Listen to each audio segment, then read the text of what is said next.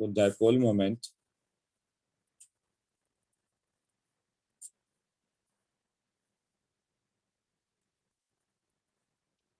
cis 1,2 dichloro ethene greater than 1,1 dichloro ethene, then इसका 1.9D आता है डिवाई, और ये 1.3D, देन ट्रांस, वो तो 0 होगा।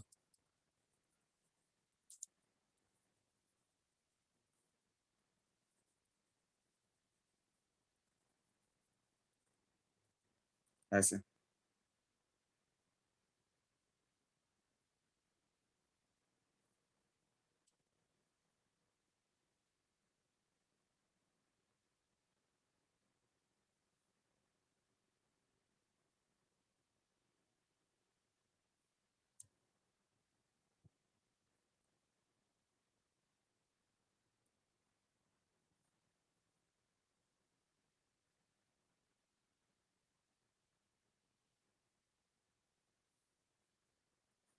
ओके।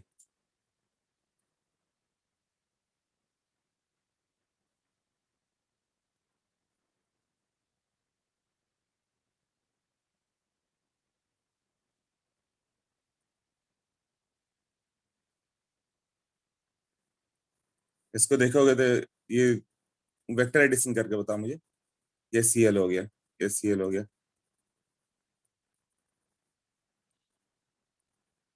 म्यू वन नेट कितना आएगा म्यू वन का टर्म में, म्यू वन, और एक जब सिस कर दोगे तो क्या होगा?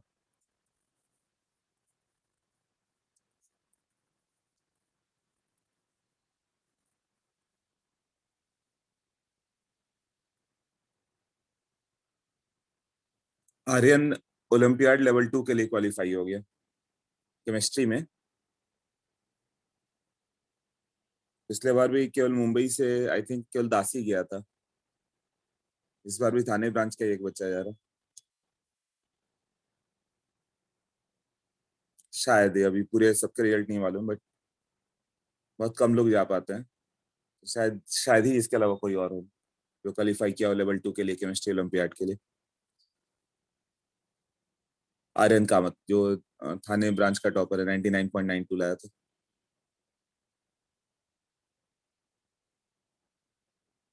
इस बार शुभम वगैरह सबने अच्छा किया, एक्सपेक्टेड है वो लोग का 99.99 आ जाना चाहिए।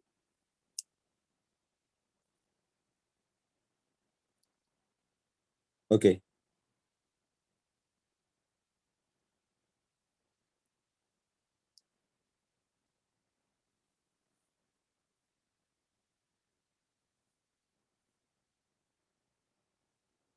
16 मार्क्स आया था ओलंपियाड में, ऑलमोस्ट फुल ऑर्गेनिक। ओके। वो इस बार भी जेई मेंस देखो तो फुल, उन्होंने शिवन में भी बताया कि फुल ऑर्गेनिक इनऑर्गेनिक ही दे रहे हो लोग, फिजिकल कम दे रही थी आते इस बार भी सेकंड पेपर में भी। पहले तक का वेटेज अलग चलता था, फिजिकल ऑर्गेनिक मिला के 75%, 80%, 20% इनऑर्गेनिक। इस बार से वेटेज केमिस्ट्री ऑर्गेनिक का ही ज्यादा किया हुआ।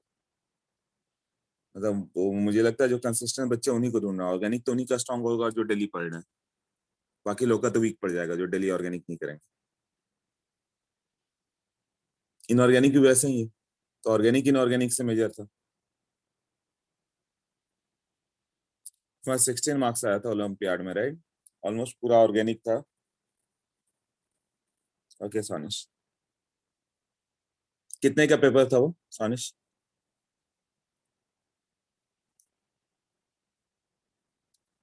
43 सार्थक।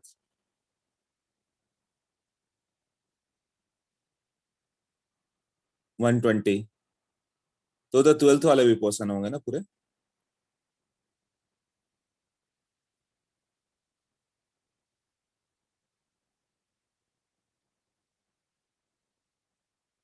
हाँ, डोंट वरी, ऑर्गेनिक के जो मैं नोट्स दूंगा अभी जो दे रहा हूँ, राइट, वो बहुत हाई लेवल नोट्स होंगे, इससे ज्यादा कभी आ ही नहीं सकता, किसी भी ओलंपियाड में नहीं आएगा। इसीलिए सब डिस्कस नहीं करता, तुम लोग का काम होगा उसको लेके पढ़ जाओ पूरा। इनऑर्गेनिक में हाइड्रोजन एस ब्लॉक और पी ब्लॉक आता है। हाँ, इस बार तो वही आएगा, और पूरा सिटी है तो पुराने सारे चैप्टर आएंगे इस बार, मालूम चलेगा कितने लोग रिवीजन में रखते हैं।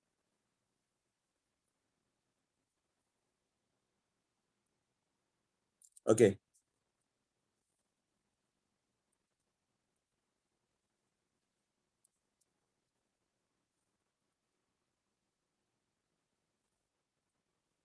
इसका डाइपोल मोमेंट कितना हो जाएगा फर्स्ट का नेट?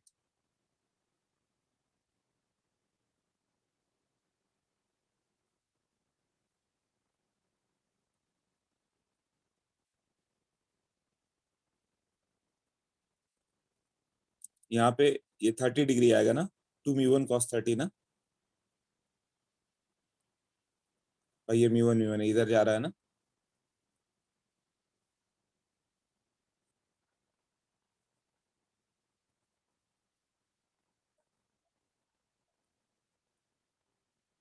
देख लो, अब केमिस्ट्री फिजिक्स तो मेरा थोड़ा सा डाउन होते जा रहा है, एंगल सही लिया है मैंने, 120 है,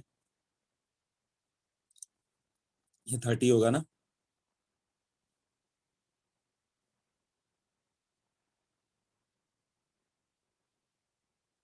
60 होगा। Okay, I am making a mistake. Okay, right right. क्या होता है अभी, ये चीजें धीरे धीरे कम हो जाती है जबकि मैं मैकेनिकल इंजीनियर हूँ। फिजिक्स पढ़ा था पहले, कभी फेस केमिस्ट्री मैथ सब। 2 μ1 cos 60, और इसका कितना हो गया?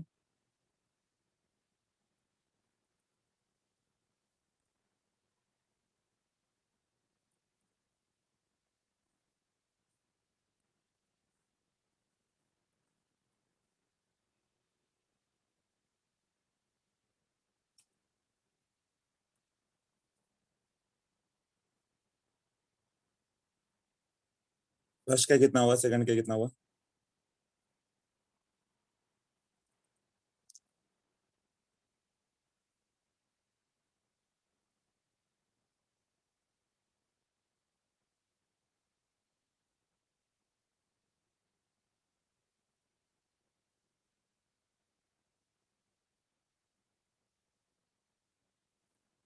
ये 60 कैसे ले लिया मैंने, 30 ही होगा ना ये। ये एंगल कितना होगा, 120, एंड ओवरऑल एंगल 180। हाँ, अच्छा तुमने सोनिस पल्ले का बोला होगा। ठीक है।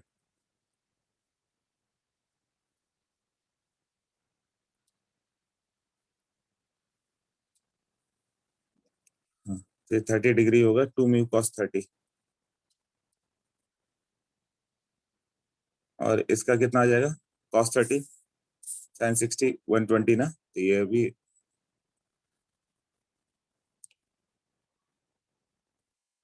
μ1 आ जाएगा, और इसमें क्या होगा, ये दोनों नेट का, इसका और इसका, ये तो एक दूसरे को अपोज करेंगे ना।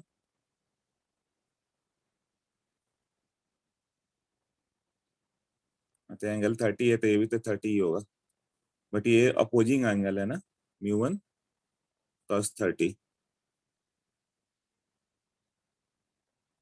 और इसका भी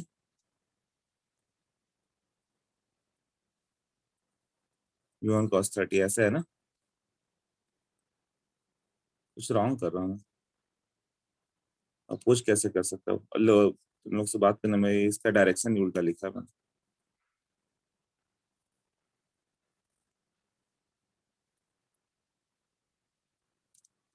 डायरेक्शन तो क्लोरीन की ओर आएगा ना।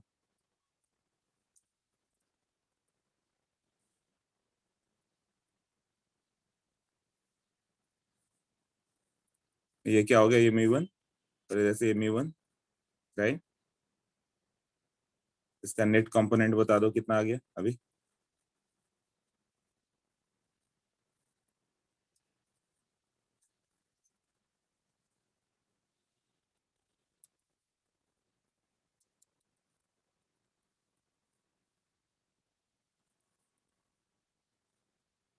इधर लेंगे ना,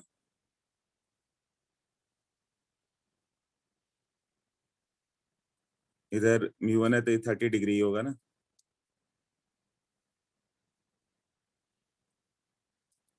तो μ1 cos 30 और इसका भी μ1 cos 30, ये तो कैंसिल हो गया।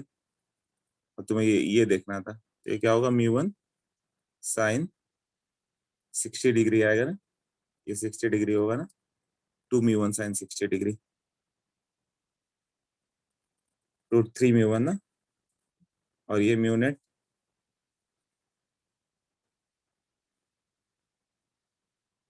sin 60 √3/2 ना, √3 μ1, और इसका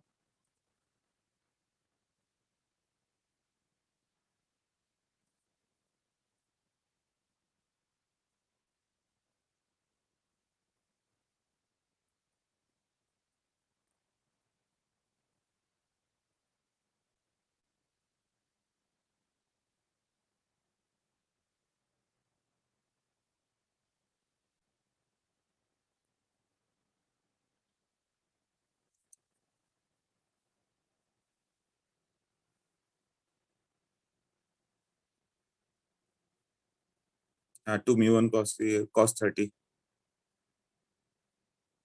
तो cos 30 में क्या हो जाएगा यहाँ पे,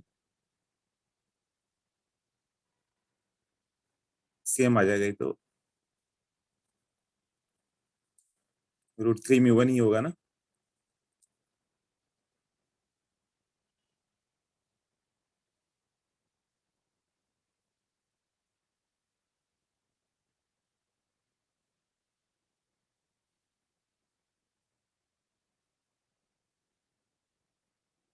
सिमिलरली मिथाइल का भी कंसिडर करोगे तो वही आएगा, कि दोनों सेम जैसा दिखेगा ना।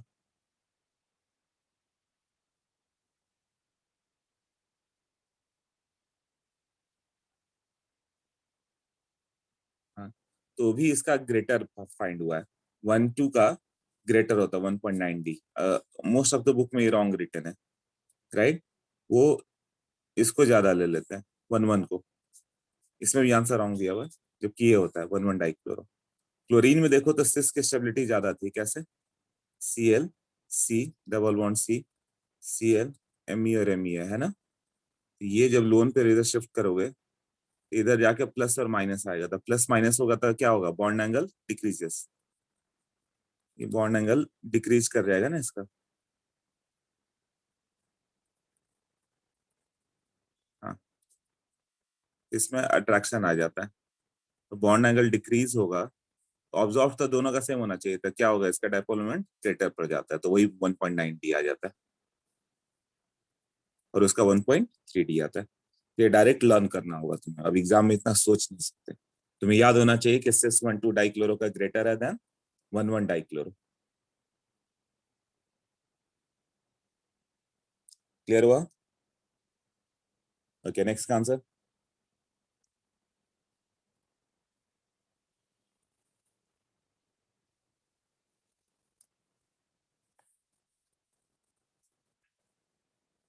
2 3 1, इस बार दो अलग अलग ग्रुप हैं।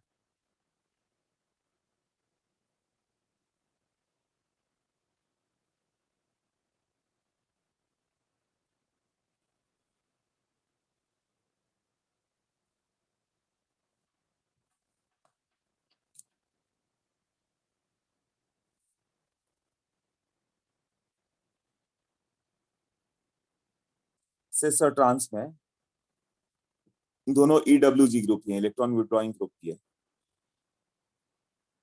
तो 2 और 1 में तो ऑफकोर्स 2 ग्रेटर देन 1, बट 3 का पोजिशन क्या आएगा,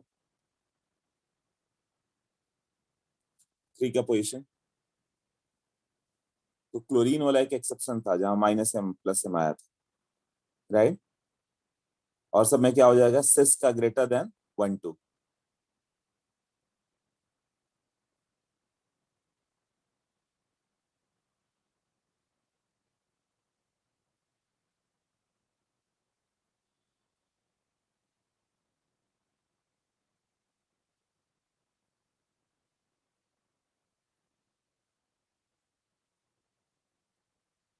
हाँ, तो सिस 1 2 ग्रेटर देन 1 1, राइट। इसका आंसर हो जाएगा तुम्हारा 2 ग्रेटर देन 1 तो था ही, 3 बीच में आ जाएगा, 2 3 1 आ जाएगा फिर वो।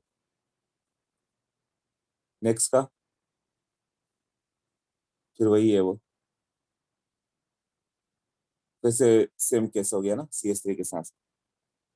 हाँ सेम वाला पार्ट, सब एक ही क्वेश्चन है क्या, डी भी अलग है थोड़ा सा। डी में क्या होगा फिर, ए और सी तो सेम ही हो गया। वन, हाँ क्लोरीन का greater than bromine than iodine, ठीक है 1 2 3 करेक्ट है Aryan. 1 greater than 2 then 3, chlorine का -I ग्रेटर होगा than bromine than iodine. A greater than B than C। E में cis greater than trans ना, हाँ 1 greater than 2, correct 1 greater than 2। F,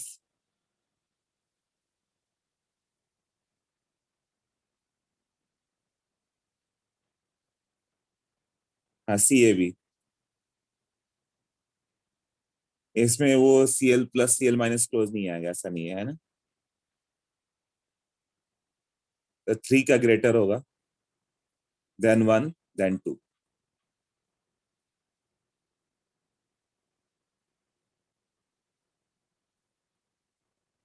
तो out of all केवल question number CE याद कर लो, यही दो आते रहते हैं C और E।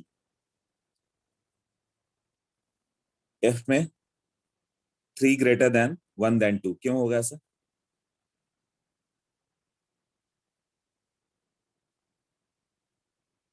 1 1 पे है ना, तो 3 में पोलैरिटी सबसे ज्यादा आएगी, delta plus delta minus discuss कर रहे हो।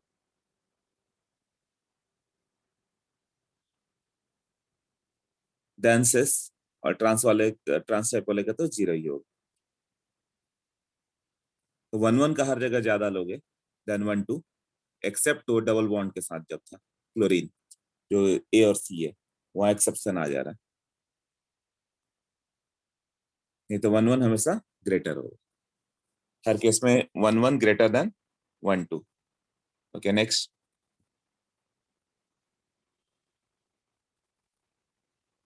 नहीं उसमें फिर वो प्लस माइनस रेजोनेंस नहीं आएगा ना, जो मैंने दिखाया था Cl+Cl-, जिससे बॉन्ड एंगल क्लोजर आ जाता है। 7th, ई का answer ABCDE। Cis greater than trans, Z greater than E, तो 6 में क्या होगा, 1 greater than 2 ना, ट्रांस तो 0 हो जाएगा डायरेक्ट ना। हाँ सो, और एफ वाले में 3 greater than 1 then 2। हाँ मेल्टिंग पॉइंट किसका ज्यादा होता है,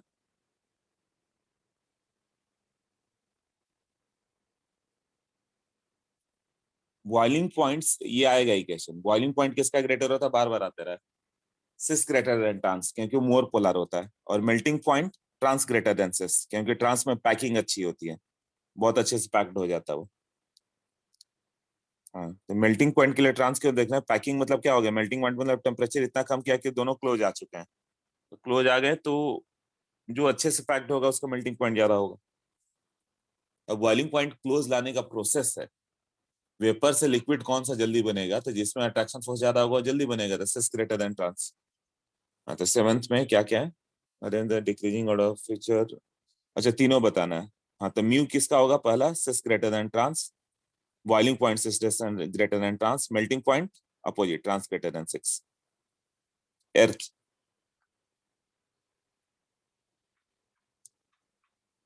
3 4 डाई टर्शरी ब्यूटाइल, ये क्या कंपाउंड, ये 3 4 डाई टर्शरी ब्यूटाइल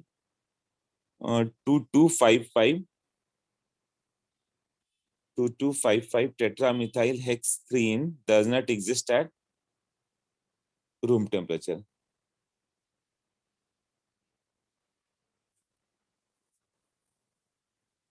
ओके, तो इसका स्ट्रक्चर बनाना होगा तुम्हें, देखो स्ट्रक्चर, हाँ अनुष्का बोलो। हाँ 6th 1 का जो एफ सब क्वेश्चन है वो नहीं समझ में आया।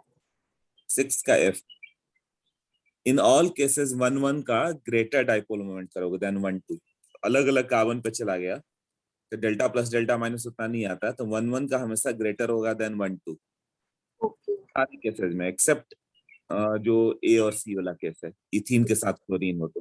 क्योंकि क्लोरीन में क्या हो सकता है, अभी दिखा ना, ये अट्रैक्शन रिपल्सन होता है, तो इसमें सिस ग्रेटर एंड ट्रांस होता है ना हाँ। स्टेबल। तो उसमें यही चीज तुम्हारा एफ में नहीं हो पाएगा ना, रेजिडेंस हो पाएगा क्या?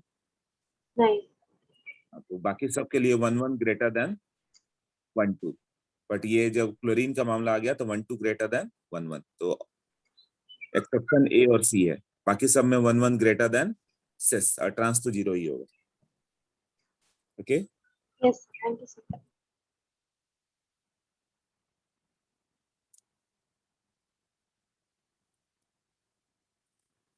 नेक्स्ट में देखें, तो ये बताया उसने 3 4 डाइट्रासिलिब्यूटाइल 2 2 डाइमिथाइल।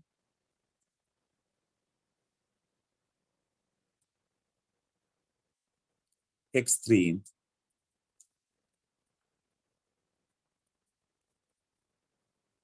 2 2 5 5 2 2 5 5, ऐसा है ना, 2 2 5 मिथाइल।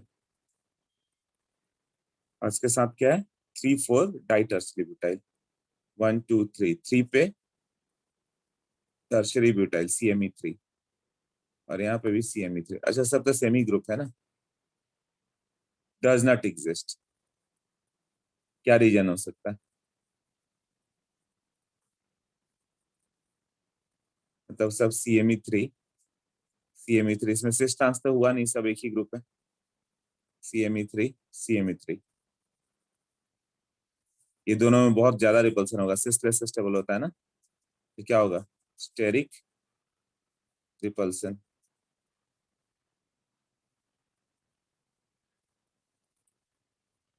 तो उससे क्या क्या होगा, स्टेबिलिटी डिक्रीजेस। मतलब वैंडरवाल स्ट्रेन है इसमें, तो स्ट्रेन इतना ज्यादा होगा कि आसपास में इतने बड़े बड़े ग्रुप रह ही नहीं सकते, तो अनस्टेबल पड़ जाते। ओके, तो क्या लिखोगे, क्राउडी ग्रुप के कारण ऐसा होता है ना।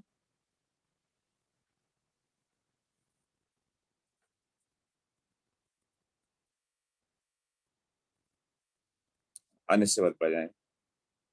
बी में, हाँ, स्टेबिलिटी सिस ग्रेटर देन ट्रांस। 8 9 8 से स्टार्ट हुआ था, और 8 9 10 के लिए सिस, अब बाद में रिंग बड़ा हो गया था, फिर सेकंड ट्रांस ज्यादा स्टेबल होगा। ट्रांस ऑलवेज स्टेबल होगा, बट स्टार्टिंग में केवल सिस स्टेबल होता है, और 8 9 10 के लिए भी सिस स्टेबल होगा। Trans cyclooctene exist 90 degree, cis stable at room temperature, वही बात है।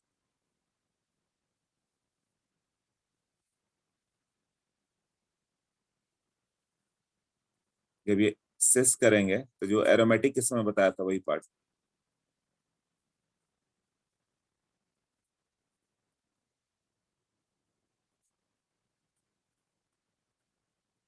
ये स्टेबल। और जब ट्रांस बनाओगे तो ऐसे जाना पड़ेगा, तो ये जब ट्रांस आएगा तो यहाँ हाइड्रोजन, यहाँ हाइड्रोजन, इसमें रिपल्सन आएगा ना, रिपल्सन से स्टेबिलिटी डिक्रीजेस। वही बड़ा सा रिंग हो गया तो स्टेबिलिटी ठीक रहेगा। वो क्लियर हो गया अभी? ओके, चलो, एक बहुत ही इंपॉर्टेंट लेक्चर आज का, एक्सट्रीमली इंपॉर्टेंट, जिसमें सबको प्रॉब्लम होती है, तो एकदम अच्छे से समझना है यहाँ से, बिल्कुल कंसंट्रेट करो यहाँ से। ये पूरे ऑर्गेनिक का बेसिस होगा जो आज का लेक्चर है। इसमें प्रोजेक्शन सब है, उसका मैंने नोट्स भेजा है, PDF में जाओ, देखिए कहाँ पर है, कहाँ पे दिया है स्टीरियो आइसोमेरिज्म जो स्टार्ट हो रहा है।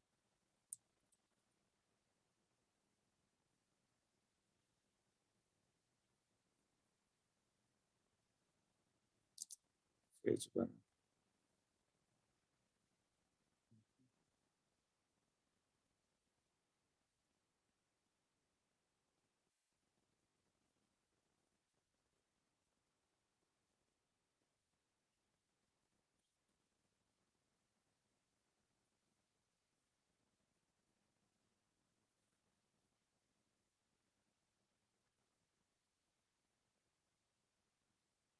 आइसोमेरिज्म भेजा तो था मैंने।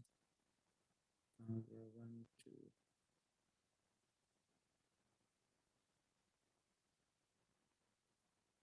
अच्छा हाँ, इधर ही। इसमें तुम जाओगे, टॉटोमेरिज्म के बाद होना चाहिए 22, 23। हाँ, स्टीरियो आइसोमेरिज्म में पेज नंबर 32 पे जाओ। 32 एकदम अच्छे से समझना। इसका रिकॉर्डिंग भी आज ही डाल दूंगा, कि जरूरत पड़े तो रिकॉर्डिंग भी देख पाओ। हाँ, पेज नंबर 32 देखो। अभी तक थोड़ा इजी पार्ट था, ज्योमेट्रिकल तक आराम से हो जाता था, और यहाँ से टफ पार्ट स्टार्ट हो रहा है, जो सबको प्रॉब्लम करता है। आइसोमेरिज्म मतलब स्टीरियो आइसोमेरिज्म, मतलब यही डिफिकल्ट पार्ट है। स्टीरियो आइसोमेरिज्म क्या होता है?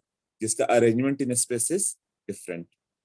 Arrangement in space is different. जैसे ब्यूट ट्विन, उसका दो पार्ट हो गया ना, स्टीरियो आइसोमेरिज्म। इसमें तीन आएगा, conformation, conformers, geometrical and optical. ठीक है, तो ज्योमेट्रिकल पढ़ चुके थे, ज्योमेट्रिकल कर चुके हैं हम लोग, अब कन्फॉर्मर्स करने जा रहे हैं। कॉन्फॉर्मर्स है ना, जैसे ये देखो क्या लिखा है notes, the isomer which is form due to rotation of sigma bond. Rotation of sigma bond, जैसे मैंने बताया था कि दो स्पीयर ले लो, एक ग्रुप कट करके एक स्पीयर दे दो, तो we can not stop the relative rotation. Relative rotation होते रहेगा, 1 सेकंड में 1 लाख टाइम ये रोटेट कर ही जाएगा इधर से इधर। जैसे अभी ये यहाँ पे मान लो ए है, बी है, सी है, ऐसे हो गया। यहाँ पे ए है, बी है, सी है, तो नेक्स्ट सेकंड में कंफर्म हो गया, तो मैं कैसे दिखेगा? मान लो ए को फिक्स रख रहे हैं हम लोग, और वो रोटेट हो रहा है ऐसे, तो रोटेट होके यहाँ पे क्या हो सकता है सी आ जाए, राइट। देन यहाँ पे ए चल जाए, यहाँ पे बी चल जाए। अगले में क्या होगा रोटेट होके? ये इधर ही रह जाए, ए बी सी, और ये यहाँ से रोटेट होके क्या हो जाएगा? बी ऊपर चल जाए, राइट। और ये ऐसे ही नहीं, लगातार रोटेट होगा। जैसे एक फैन का फोटोग्राफ में खींचने का बोलूं कि फोटोग्राफ खींच के बताओ, तो हर एक डिफरेंट एंगल पे तुम्हें मिल जाएगा। फैन के 3 आर्म से ऐसे, अभी फोटोग्राफ यहाँ पे मिला, नेक्स्ट में हो सकता है कि तुम्हें वो इस साइड आके दिख जाए 1 डिग्री इधर, राइट। नेक्स्ट में क्या दिखेगा? वो हो सकता है इस डिग्री पे मिल जाए ऐसे, नेक्स्ट में कोई और डिग्री पे मिल जाएगा, मतलब यहाँ 0 डिग्री पे था, यहाँ पे 1 डिग्री पे आगे आ गया है। नेक्स्ट में 2 डिग्री पे फोटोग्राफ मिल जाएगा, 3 डिग्री पे, 5 डिग्री पे, सब एंगल अलग अलग आ सकते हैं ना यहाँ पे। एक फोटोग्राफ का जब इसके फोटोग्राफ लोगे, जो फैन है रनिंग, राइट, तो तुम्हें अलग अलग फोटोग्राफ मिल जाएंगे। किसी किसी के मतलब इस तरह से फोटोग्राफ दिया, किसका एंगल ऐसे दिखा, राइट। किसी में किसी का एंगल इस तरह से आ गया, किसी का एंगल थोड़ा सा स्लाइटली हो गया है ऐसे, सब में अलग अलग एंगल दिख रहा है ना। किसी का इस और करके आ गया ऐसे, अलग अलग कई फोटोग्राफ आएंगे, उसको कन्फॉर्मर्स बोलेंगे। तो ये तो इनफाइनाइट इन नंबर होंगे, 1 degree, 2 degree, 3 degree, 0.1 degree, 1.1 degree. तो there are infinite number of conformers which are possible. अभी रोटेशन कहाँ से मिलता है? ये रोटेशन मिलता है रूम टेम्परेचर पे। एनर्जी तो रहती है ना, रूम टेम्परेचर पे सफिशियंट एनर्जी है कि उसे ये एनर्जी मिल जाए जिससे वो रोटेट कर पाए। The energy required for the rotation is known as rotational energy. तो रोटेशनल एनर्जी के बैरियर की बात करें, मतलब डीवीसी की बात करें, तो ये तो जीओसी का क्वेश्चन हो गया कि रोटेशनल एनर्जी ज्यादा, रोटेशनल एनर्जी बैरियर किस में ज्यादा होगा? डबल बॉन्ड में। ये तो बिल्कुल रोटेट नहीं करेगा, राइट। ये रोटेट नहीं करेगा, इसके सामने जो मॉलिक्यूल एज इट इज पड़े रहेंगे। मतलब यदि तुम ब्यूट ट्विन ले लो, CH3, CS double bond, CS CH3, इसमें नो रोटेशन एट ऑल।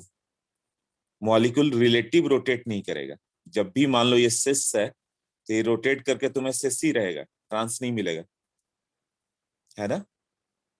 मतलब ये दो हो जाए यहाँ पे ऐसे और ऐसे, एक ग्रुप कट कर दो, दो ग्रुप कट करो, दो रॉड फिक्स कर दो, अब ये कभी भी रिलेटिव रोटेशन नहीं लेगा। मतलब ये जो रोटेशन हो गया रिलेटिव, एक एटम दूसरे के रिस्पेक्ट में रोटेट कर जाए, ये नहीं हो पाएगा। कि यहाँ से ए है, ये बी है, और ये यहाँ पे बी और यहाँ पे आ जाए, ये नहीं हो सकता। ये अलग अलग फॉर्म है, ये सिस है, ये ट्रांस है, दो अलग फॉर्म में मिलेगा ही। तुम्हारे पास मान लो सिस मॉलिक्यूल है तो सिस ही रहेगा, कभी भी वो ट्रांस में कन्वर्ट होगा। किसी के पास ट्रांस है तो ट्रांस ही रहेगा, सिस में नहीं होगा। तो उसमें रोटेशन फ्रीज हो चुका है, रोटेट होके एक से दूसरे फॉर्म में नहीं जा सकता।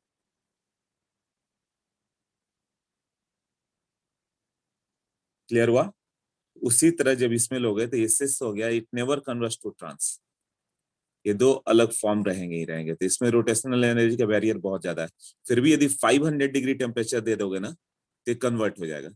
इसको 500 दोगे ना तो कन्वर्ट्स, है ना, इंटर कन्वर्ट। क्यों? 500 डिग्री पे पाई बॉन्ड ब्रेक होगा, फिर वो रोटेशन स्टार्ट होगा, रोटेशन स्टार्ट होगा, उसके बाद जब वो ऐड होगा ना तो सिस ट्रांस दोनों आ सकता है। सिस है, 500 डिग्री पे हिट करो, पाई बॉन्ड ब्रेक हुआ, तो फ्री फ्री रेडिकल मतलब सिंगल बॉन्ड बन गया। अब रोटेट होकर जब ऐड होगा तो सिस भी आ सकता है, ट्रांस भी आ सकता है। अदरवाइज इसका बैरियर इतना हाई है कि वो जल्दी कन्वर्ट नहीं होगा। क्लियर? तो ये क्वेश्चन हो गया कि रोटेशनल एनर्जी का बैरियर बताना है। सेकंड में ले लो CH2 double bond CH COH। Third CH2 double bond CH CH double bond CH2। Fourth CH3 CH3। Rotational energy barrier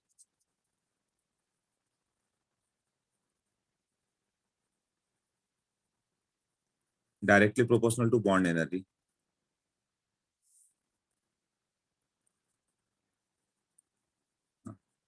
तो किस बॉन्ड की बात कर रहे थे हम लोग? ये, इधर, ये और ये। हाँ बताओ ऑर्डर।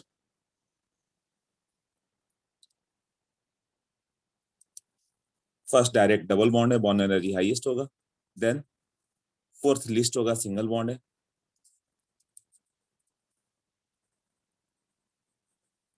रेस्ट दोनों डीबीसी है।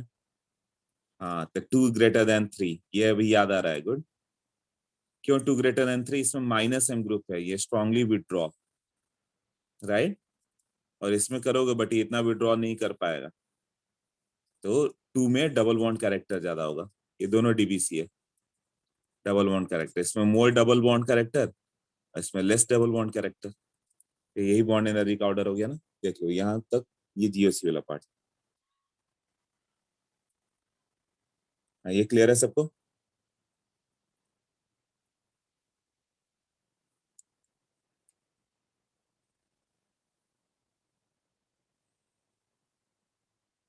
गुड, यहाँ तक क्लियर है। नेक्स्ट देखो।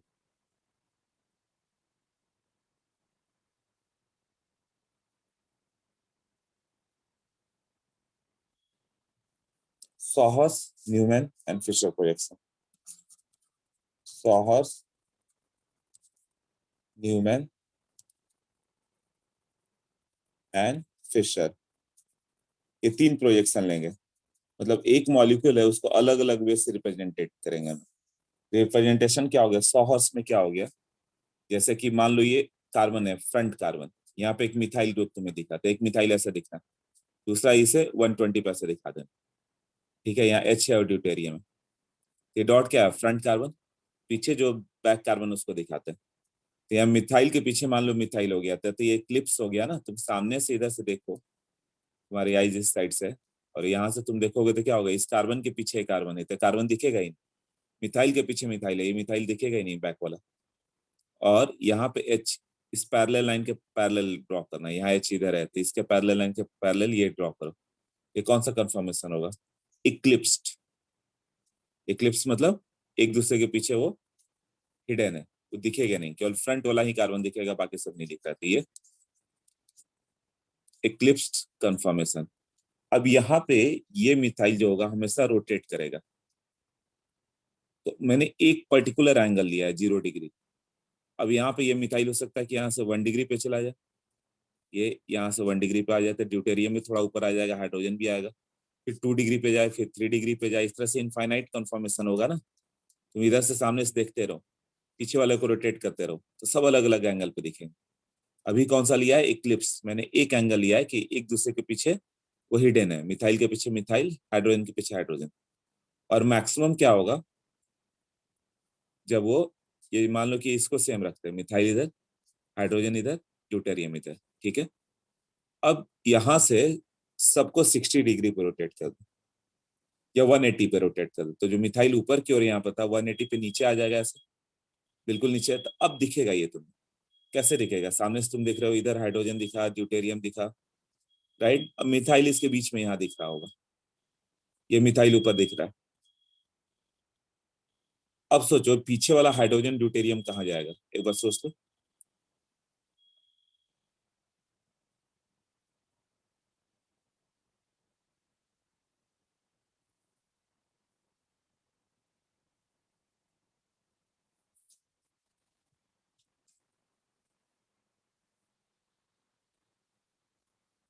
हाँ 180 डिग्री पे, तो 180 डिग्री कहाँ पे होगा?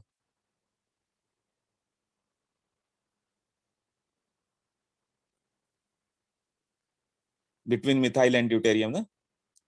हाँ बिल्कुल अपोजिट, एच इधर था तो इसका पैरेलल लाइन ले लो, पैरेलल लाइन 180 पे इधर जाएगा ना। और ड्यूटेरियम का भी अपना पैरेलल लाइन ले लो, ये ड्यूटेरियम के पैरेलल इस पे कैसे बनाओगे, इधर 180 पे ऐसे ना, तो ये ड्यूटेरियम। अब ये कैसे दिखेगा वो सामने से देखोगे तो सोचो। हाइड्रोजन हो गया, अब ड्यूटेरियम तुम्हें हाइड्रोजन और मिथाइल के बीच में दिखेगा, दिखेगा ना। अब मिथाइल और ड्यूटेरियम के बीच में हाइड्रोजन दिखेगा।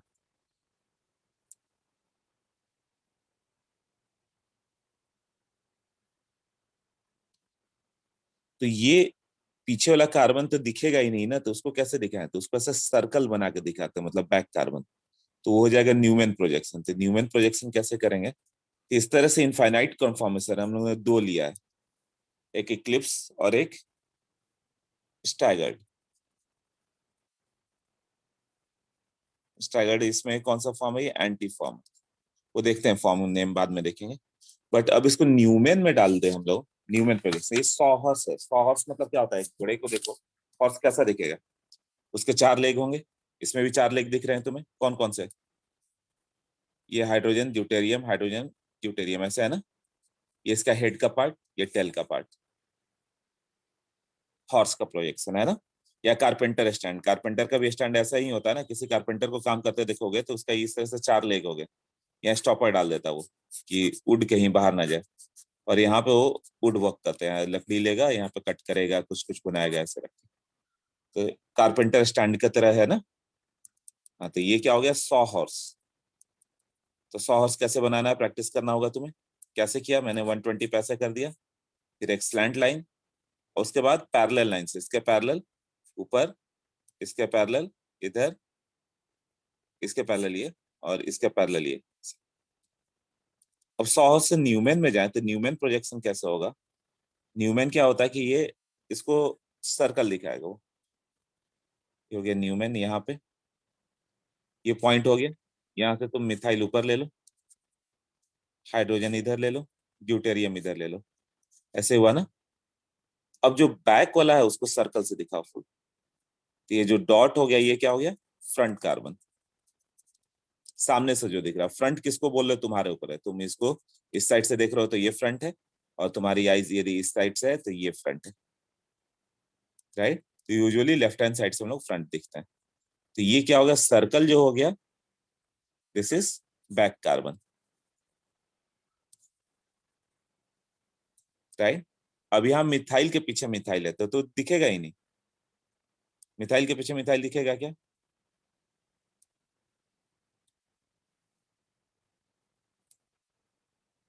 नहीं। तो उसको कैसे दिखाएं फिर हम लोग?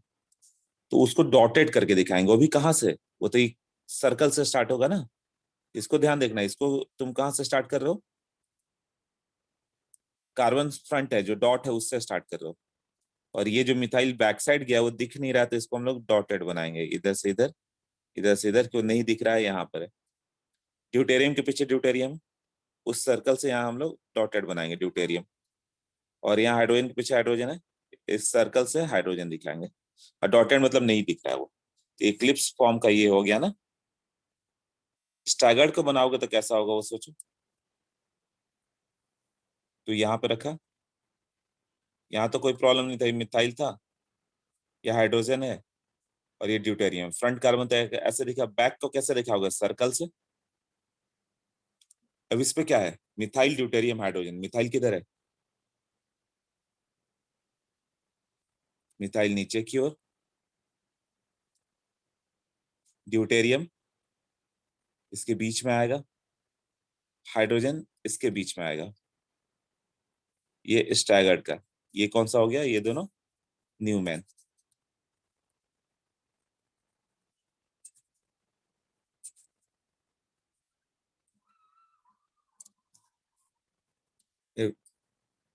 इसमें डॉटेड नहीं आएगा, क्यों?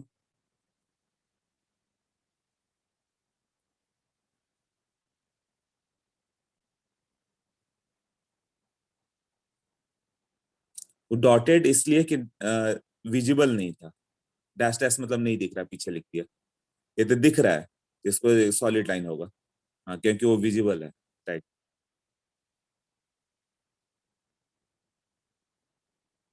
हाँ सोन, क्लियर ना? ओके। ये हो गया, कौन सा प्रोजेक्शन हो गया, ये रिप्रेजेंट, एक ही मॉलिक्यूल का अलग अलग रिप्रेजेंटेशन कर रहे हैं हम लोग। ये सॉहर्स में रिप्रेजेंट किया है उसे। दूसरा किसमें आ गया, न्यूमैन में। तीसरा हो गया फिशर प्रोजेक्शन, वो देखते हैं। क्लियर ना सबको? किसी का डाउट है तो रेज योर हैंड, जेनास। क्योंकि मुझे याद है कि पिछले बार मैं आया था तो बच्चे यही पूछ रहे थे, सर प्रोजेक्शन ही नहीं आ रहा, न्यूमैन से फिशर कैसा होगा, फिशर से न्यूमैन कैसे होगा। उनका 3 सेशन आइसोमेरिज्म हो गया था, फिर होता कैसे। सॉहर्स में जरूरी नहीं है कि इक्लिप्स ही बनाओ, उसका उल्टा करके भी तो बनाया था स्टैगर्ड। देखो सॉहर्स में स्टैगर्ड बनाया था ना, ये सॉहर्स है। कौन सा है, ये दोनों।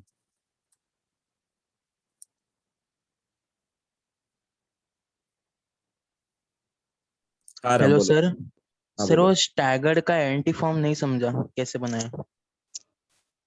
एंटी फॉर्म अभी बताने वाला हूँ मैं। स्टैगर्ड फॉर्म मतलब हो गया कि 60 डिग्री पे ले लो, उसे 60 डिग्री पे ही लिया है ना।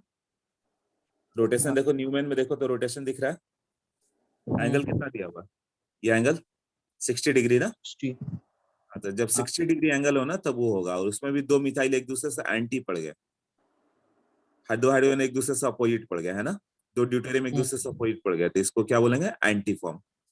Okay sir.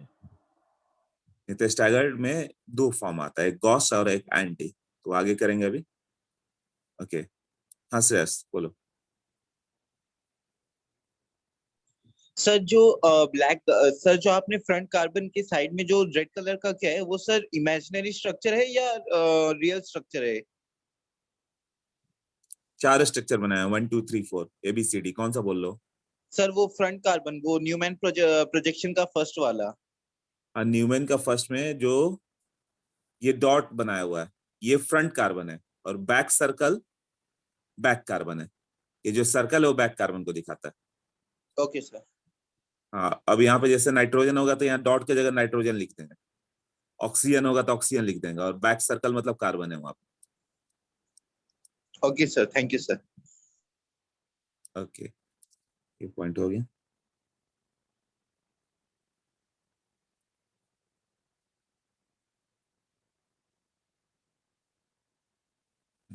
नेक्स्ट देखो, तो अब तुम्हें फिशर प्रोजेक्शन कैसे करना है। अब ये आता है तो ही सब पूरा ऑर्गेनिक है, ये तीनों प्रोजेक्शन आना चाहिए। फिशर प्रोजेक्शन का मतलब क्या होता है कि एक मॉलिक्यूल के ले लें हम लोग, जैसे तुम मिथाइल यहाँ पे ले लो, हाइड्रोजन यहाँ पे ले लो, ये दोनों कार्बन यहाँ ये कॉपी पे है, मिथाइल हाइड्रोजन कॉपी पे है। तो ये जो दो ग्रुप होगा किधर होगा, ये ड्यूटेरियम हो सकता है, इधर चल जाए अपर। यहाँ पे कोई और ग्रुप ले लो, मान लो इथाइल है, वो नीचे की ओर ले लिया। ये sp3 है, तो सबके सब एक प्लेन में नहीं आए, है ना। ये वेज डैश प्रोजेक्शन है, वेज डैश प्रोजेक्शन। वेज मतलब क्या हो रहा है, नाम से ही क्लियर है कि वेज मतलब बाहर की ओर निकला हुआ है। ये डैश मतलब नहीं दिख रहा था, कॉपी के अंदर है, तो ड्यूटेरियम कॉपी के ऊपर, इथाइल कॉपी के नीचे, और मिथाइल हाइड्रोजन सामने। अब इस मॉलिक्यूल को हम लोग ऐसे रोटेट कर दें, राइट। तब क्या हो जाएगा, ये कार्बन हो गया, यहाँ पे मिथाइल इसको ऐसे रोटेट करें, ये उसको दिखाता ही नहीं यहाँ पे, तो ये दोनों मिथाइल मिथाइल ऐसे नीचे चला जाएगा कॉपी के, हाइड्रोजन भी कॉपी के नीचे चला गया, राइट। मतलब ये था मिथाइल, ये था हाइड्रोजन, ये था ड्यूटेरियम, ये था इथाइल।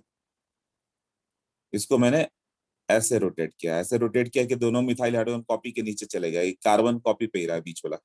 ड्यूटेरियम किधर आ जाएगा तुम्हें, इधर ले, तुम्हें राइट हैंड साइड में ड्यूटेरियम दिखेगा ऊपर उठा हुआ। इथाइल जो नीचे था वो भी अब कॉपी से ऊपर उठ के तुम्हारे सामने आ जाएगा ऐसे। इसको ऐसे करेंगे तो इधर दिखेगा क्या, इमेजिन करो कार्बन को ही रहने दो, पूरे मॉलिक्यूल को sp3 4 पेन लेके करना, 4 पेन से बना लेना स्ट्रक्चर, उसको ऐसे रोटेट कर दो तो मिथाइल हाइड्रोजन कॉपी के अंदर चला गया और ड्यूटेरियम और इथाइल कॉपी के ऊपर की ओर आ जाएगा।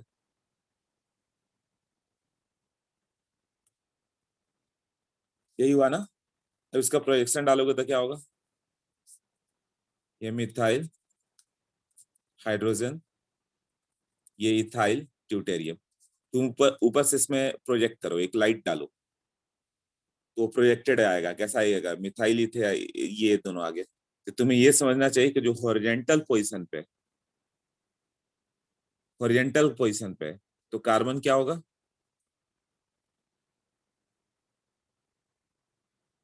सॉरी हॉरिजेंटल पोजीशन वाला जो हो गया वो तुम्हारे कॉपी से ऊपर आ रहा है, और दोनों जो वर्टिकल पोजीशन पे हो हमेशा वो कॉपी से नीचे जाएगा, तभी होगा।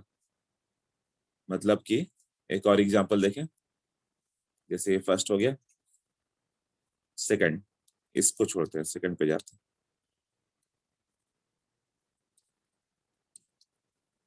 ये जैसे कि 100 हॉर्स देख रहे हैं, तो 100 हॉर्स में मान लो कि तुमने ऐसा उल्टा प्रोजेक्ट कर दिया,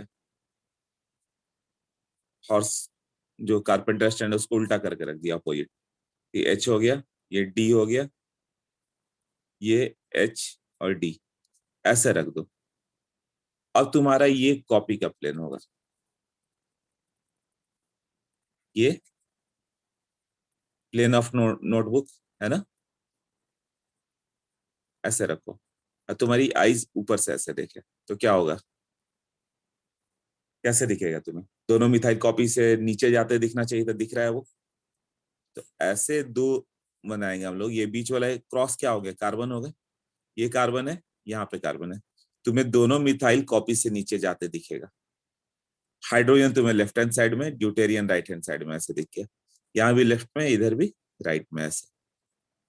तो ये प्रोजेक्शन मतलब क्या हो गया, इसका मतलब क्या हो गया कि ये जो था यहाँ पे मिथाइल तुम्हें किधर दिख गया, इस साइड, हाइड्रोजन किधर दिख रहा था तुम्हें, ऐसे ऊपर की ओर, ड्यूटेरियम भी ऊपर की ओर दिख रहा था ऐसे, यदि सामने से देखोगे तो यहाँ कार्बन ऐसे दिखेगा, हाइड्रोजन उठ के तुम्हारे ऊपर की ओर आते दिख रहा है, ड्यूटेरियम भी ऐसे ऊपर की ओर उठा हुआ दिख रहा है, और ये मिथाइल भी नीचे की ओर, यही है ना।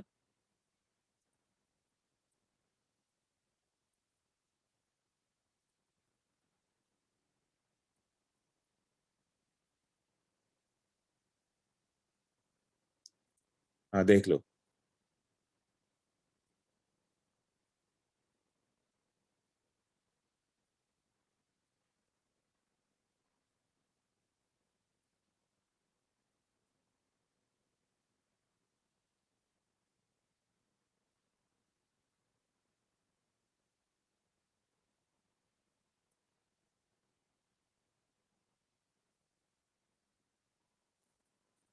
ये प्रोजेक्शन जो हो गया, ये वाला प्रोजेक्शन क्या हो गया, फिशर प्रोजेक्शन, जिसमें क्रॉस करके दिखाओगे।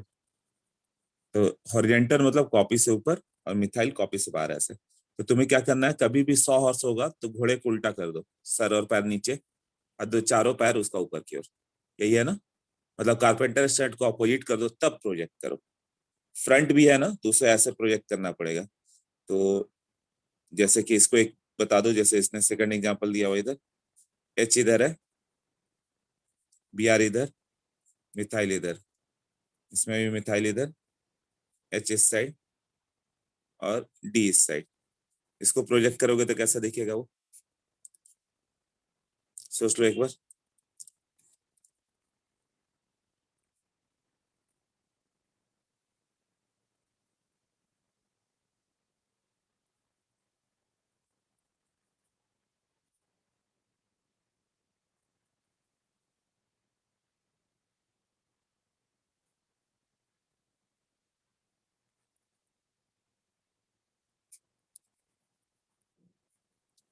इसका प्रोजेक्शन कैसे करेंगे?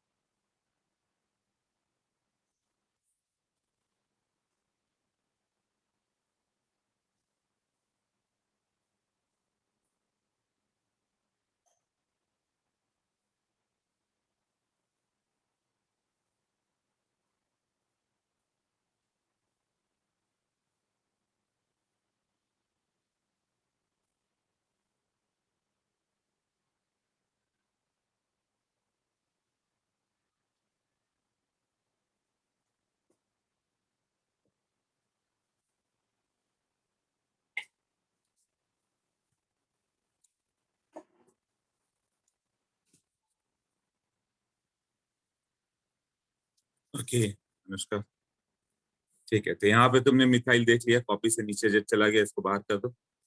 एच तुम्हें ये दिखा, बी आर इधर दिख गया, ये एच यहाँ पे दिख गया, ये ड्यूटेरियम इधर दिख गया, यही हुआ ना?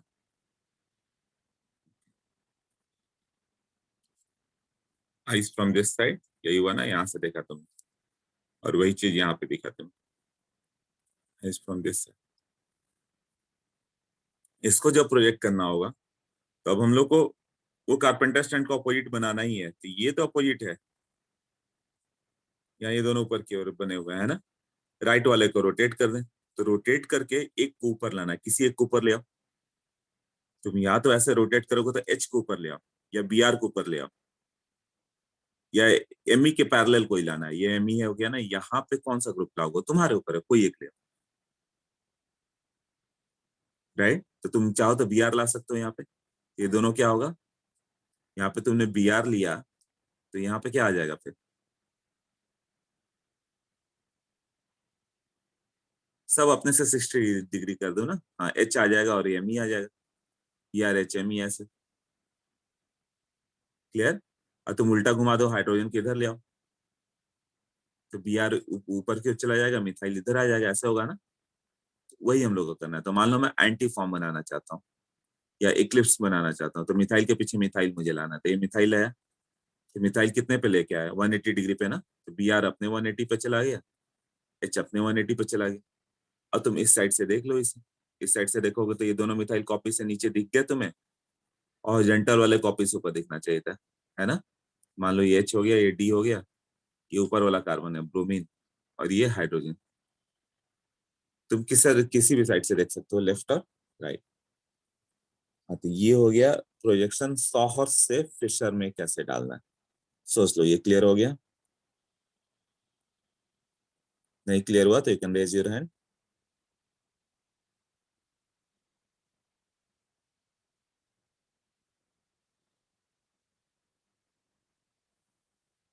अब ये Fischer projections are always eclipse. हाँ, फिशर के भी 3 आएंगे। चलो समझ में आ रहा है ना, यही सब चीजें डिस्टर्ब करती हैं। हाँ राम, पीछे वाले का भी M E H P R करोगे तो ये होगा, क्योंकि Fischer projection are always eclipse. वो इक्लिप्स करना ही है, एक के पीछे एक रखना ही है, तभी करना है। इसमें इनफाइनाइट नहीं आ सकता, 3 ही आएंगे। ये सही बोला तुमने, है ना। उसमें फोर्थ एंड फिफ्थ दिया है, थोड़ा ट्राई करो एवरीवन, उससे क्लियर हो जाएगा। फोर्थ एंड फिफ्थ जो दिया हुआ है, खुद से लिखने की कोशिश करो, आंसर मत देखना उसका।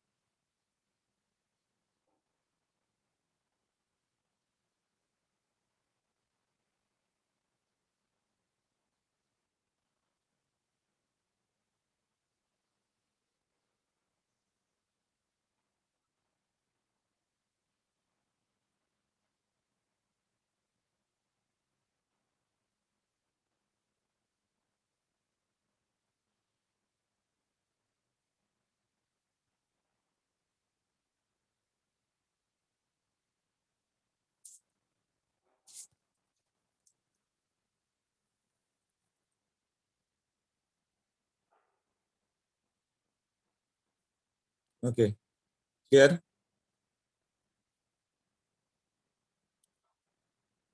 डन। ओके, अब न्यूमैन से फिशर करना है। न्यूमैन से फिशर में देखो, पहला एग्जांपल दिया हुआ, फर्स्ट एग्जांपल न्यूमैन कैसे बनाया हुआ, COH यहाँ पे, H यहाँ पे, OH यहाँ पे, ऐसे है ना।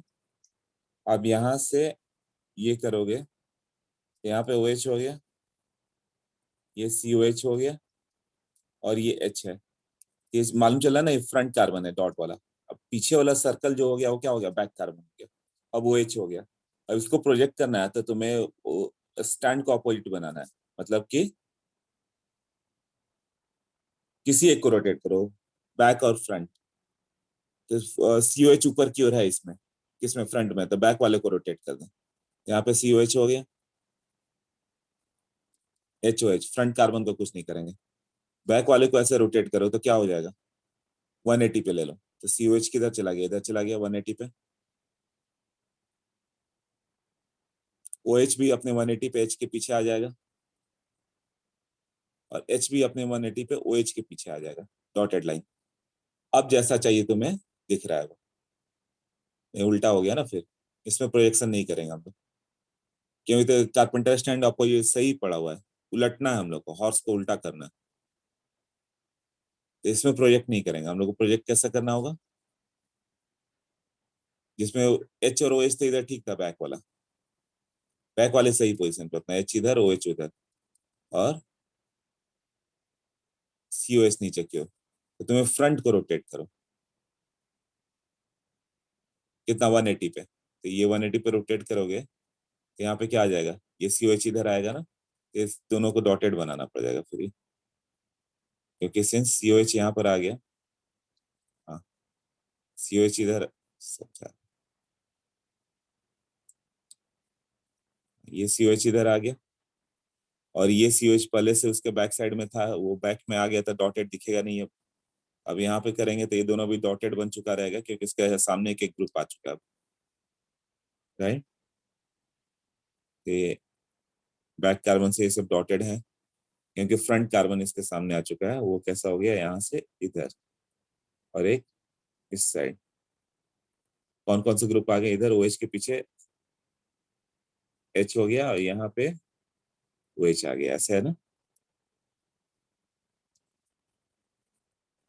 Rotate front carbon bye 180 degree,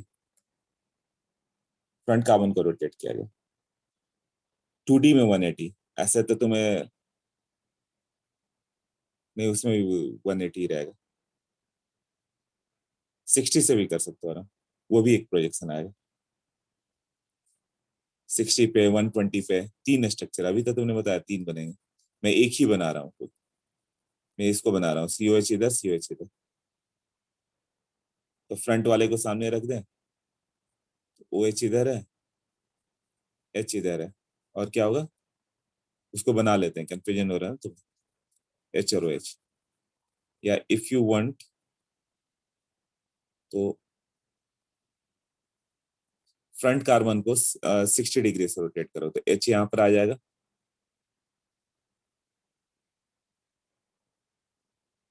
OH यहाँ चला गया, और COH यहाँ चला गया, ऐसा ना। अब बैक कार्बन पे जो था वो था, बैक कार्बन पे क्या था, यहाँ पे COH था, और इधर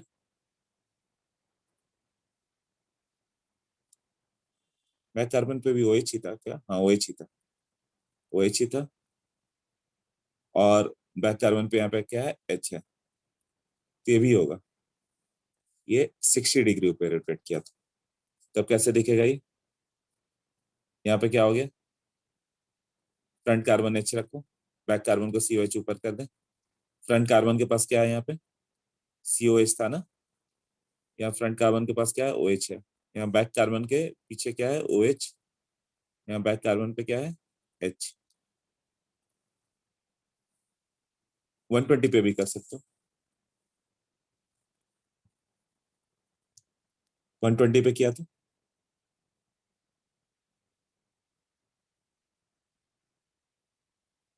H नीचे है फ्रंट कार्बन का।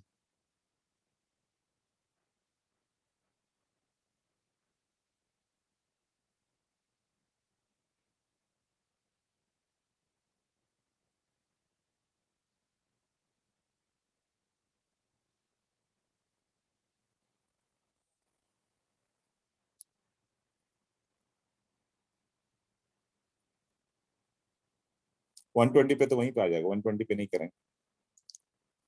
तुम्हें ऐसे रखना है, तो यहाँ पे COH की जगह H आ गया, फिर COH आ गया, 60 डिग्री रखना है, बट उस साइड से रोटेट करना है ना। ये 60 डिग्री तुमने किधर रोटेट किया है, इस साइड से, इस बार इधर से रोटेट करो एंटी क्लॉकवाइज। हाँ, तब क्या हो जाएगा, फ्रंट पे यहाँ पे OH, ये सब अपने अपने 60 पे ले जाओ, OH इधर आ गया,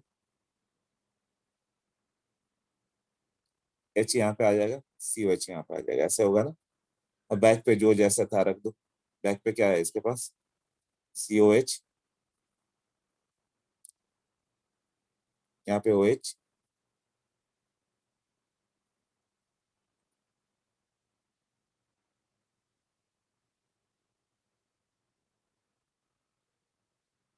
और यहाँ पे H ही है। तो इसका जब प्रोजेक्शन डालोगे तो फ्रंट कार्बन सामने से देखो, तो OH इधर, COH पीछे। फ्रंट कार्बन पे लेफ्ट में क्या है, H, फ्रंट कार्बन के राइट में क्या है, COH। बैक कार्बन में H के पीछे क्या है, H, COH के पीछे क्या है, OH। हाँ, तो ये 3 प्रोजेक्शन आएंगे, इससे क्लियर हो जाएगा।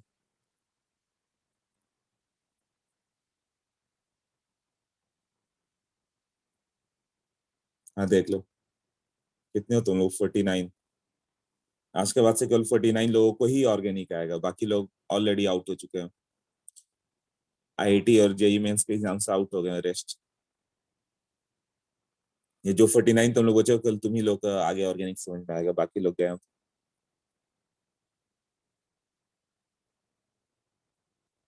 अरे ये रिप्रेजेंटेशन है, इसी पे सब आएंगे, इसी का इजेड नोमेनक्लेचर, CIP रूल, आगे देखते हैं, बताता हूँ। प्रोजेक्शन क्लियर हो गया ना, ओके।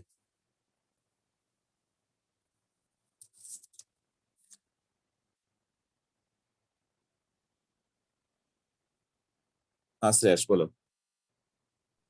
सर वो जो आपने लास्ट डायग्राम में आपने समझाया था ना कि COOH के नीचे OH होगा, हाँ, तो सर उसमें HOH और HCOOH कहाँ से आया सर, समझा नहीं। जो लास्ट डायग्राम है उसमें हाँ। मैंने बैक कार्बन को 60 डिग्री से रोटेट किया, फ्रंट कार्बन को, फ्रंट अच्छा। कार्बन जो डॉट वाला है उसको 60 डिग्री से क्लॉकवाइज रोटेशन दो, तो क्या दिखेगा, 60 डिग्री क्लॉकवाइज रोटेशन।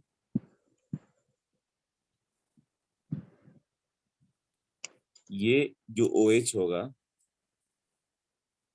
ये इधर आ जाएगा, होगा ना, ये यस H सर। H के पीछे जाएगा, यस सर। और ये COH इस OH के सामने आएगा, पीछे नहीं, सब सामने सामने आ जाएंगे, है ना। Yes sir. हाँ, तो वही दिखाया ना, OH के पीछे ये COH चला गया, ये दो का कॉम्बिनेशन दिखाया यहाँ पे। यस सर, समझा sir. Okay, thank you sir. Okay, alright. और किसका है डाउट, तो सोच लो, स्पेस से सब क्लियर हो जाएगा। इसी में पूरा डिटेल हो गया, बस रोटेट करना है, सिंपल सी चीज है कि सर 60 डिग्री या इधर right clockwise anti clockwise rotate करके देख लो। Can we do more exam, अरे एक ही एग्जाम्पल काफी नहीं था, इसी को देखो बस, ये कुछ नहीं करना है। 60 डिग्री से रोटेट करके सोचो कि कौन ग्रुप कहाँ पे आ गया, उसके एक के पीछे एक फोटोग्राफ बना दो।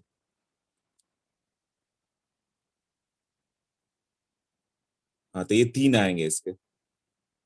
हाँ सिद्धि बोलो।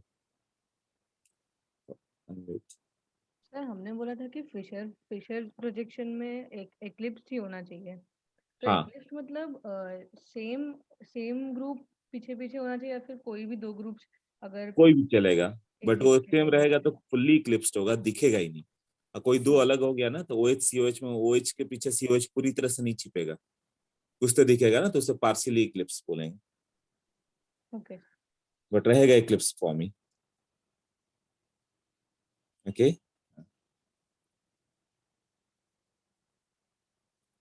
Next part, Newman to Fischer कर दिया हम लोगों ने। अब कंफर्मेशन ऑफ इथेन की बात करें।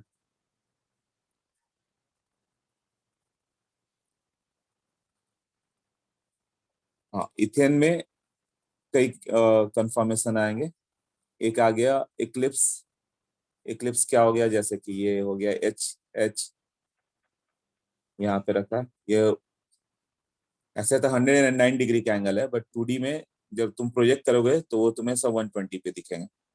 यही होगा ना, जैसे ये SP3 वाला ये हो गया, उसको प्रोजेक्ट करोगे तो कैसा दिखेगा, ये हो गया पिरामिड।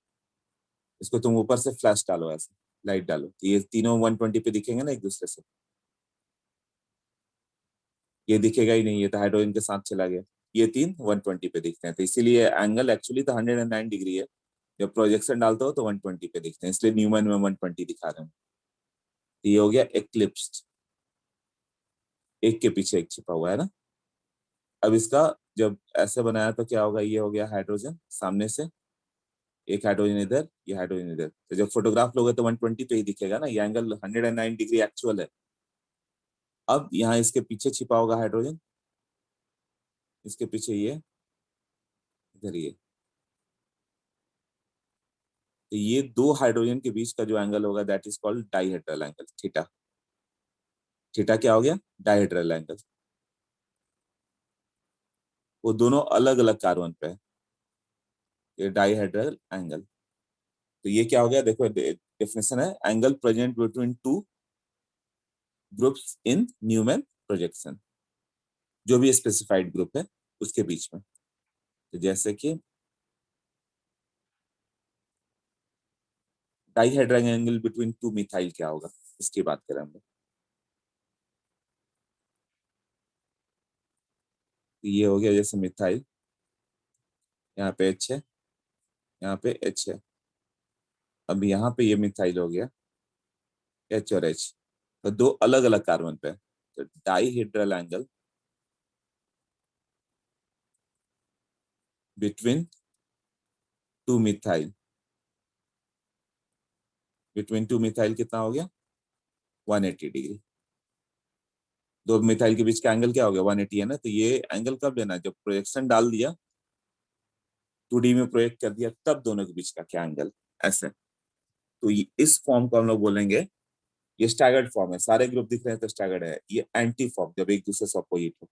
और इसी ग्रुप को स्टैगर्ड की जगह मैंने बोला था एक और फॉर्म आएगा, यहाँ पे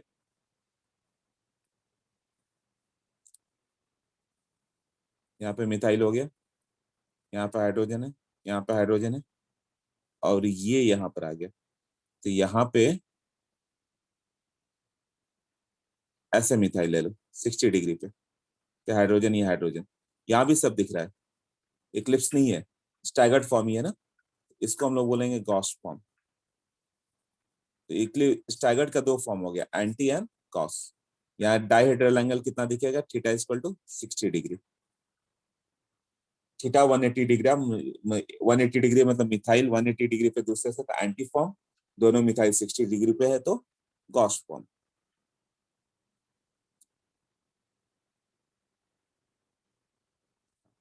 अब इसमें क्या होगा कि कौन सा फॉर्म ज्यादा स्टेबल होगा, एंटी एंड गॉस ज्यादा स्टेबल होते हैं। क्यों, इक्लिप्स फॉर्म इज अनस्टेबल, लिखा हुआ है ना, eclipse form is unstable due to what, torsional strain. एक आएगा टॉर्सनल स्ट्रेन। टॉर्सनल स्ट्रेन क्यों आता है, बॉन्ड पेयर का रिपल्शन, बॉन्ड पेयर रिपल्शन। जब तुम इसको लोगे, ये लो बॉन्ड पेयर और ये बॉन्ड पेयर, ये दोनों के बीच में आमने सामने है, तो रिपल्शन होगा, ये क्या होगा, ये टॉर्सनल स्ट्रेन। बट वही तुम इसको मूव कर दो ऐसे 60 डिग्री पे, तो दोनों हाइड्रोजन तो एक दूसरे के सामने रहे नहीं। यहाँ पे क्या होगा, ये 60 डिग्री पे ले जाओगे हाइड्रोजन को रोटेट करके, तो क्या दिखेगा, टॉर्सनल स्ट्रेन कम हो जाएगा ना। तो इक्लिप्स फॉर्म में दोनों बॉन्ड एक दूसरे के आमने सामने ही पड़ जा रहे हैं, तो बॉन्ड पेयर का रिपल्शन होगा। अब हाइड्रोजन की जगह दो मिथाइल ले लो, तो मिथाइल मिथाइल भी रिपेल करेगा, तो उसे क्या बोलते हैं, स्टेरिक रिपल्शन। दो रिपल्शन हो गया, एक टॉर्सनल स्ट्रेन और एक स्टेरिक स्ट्रेन। ये रिपल्शन बिटवीन टू ग्रुप्स हो गए। इक्लिप्स फॉर्म क्यों अनस्टेबल हो गया, ये हाइड्रोजन हाइड्रोजन की जगह मिथाइल मिथाइल हो गया, इसमें भी रिपल्सन होगा। और एक बॉन्ड पेयर का रिपल्सन, तो बॉन्ड पेयर का रिपल्सन इक्लिप्स में सबसे ज्यादा होगा, टॉर्सनल स्ट्रेन सबसे ज्यादा होगा, स्टैगर्ड में कम होगा। ये क्लियर है? और स्टेरिक कब आएगा? जब जैसे दो मिथाइल दो इथाइल प्रोपाइल है तो जितना बड़ा ग्रुप लोग उसमें आपस में रिपल्सन होगा ना, इसे सिस्लेस स्टेबल एंड ट्रांस, वही स्टेरिक रिपल्सन ना।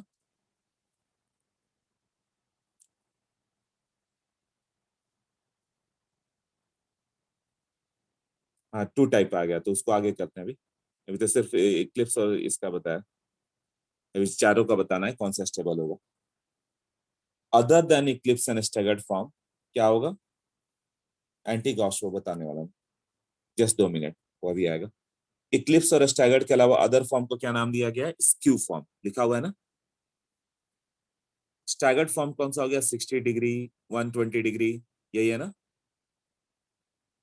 जब एक दूसरे से मैक्सिमम डिस्टेंस पे हो। और इक्लिप्स जब एक दूसरे के पास आ जाए, मतलब 3 ही पोजीशन बच रहा है ना, ये जब यहाँ पर आ गया, एक के पीछे एक इक्लिप्स, और ये 3 पोजीशन हो गया था स्टैगर्ड। ये स्टैगर्ड और इक्लिप्स में क्या हो जा रहा है? ऐसे डॉटेड। इक्लिप्स में क्या होगा? एक तो बॉन्ड पेयर का रिपल्शन अलग तंग करेगा, साथ में मान लो जैसे मिथाइल मिथाइल होगा तो ये दोनों का भी रिपल्शन रहेगा, स्टेरिक रिपल्शन।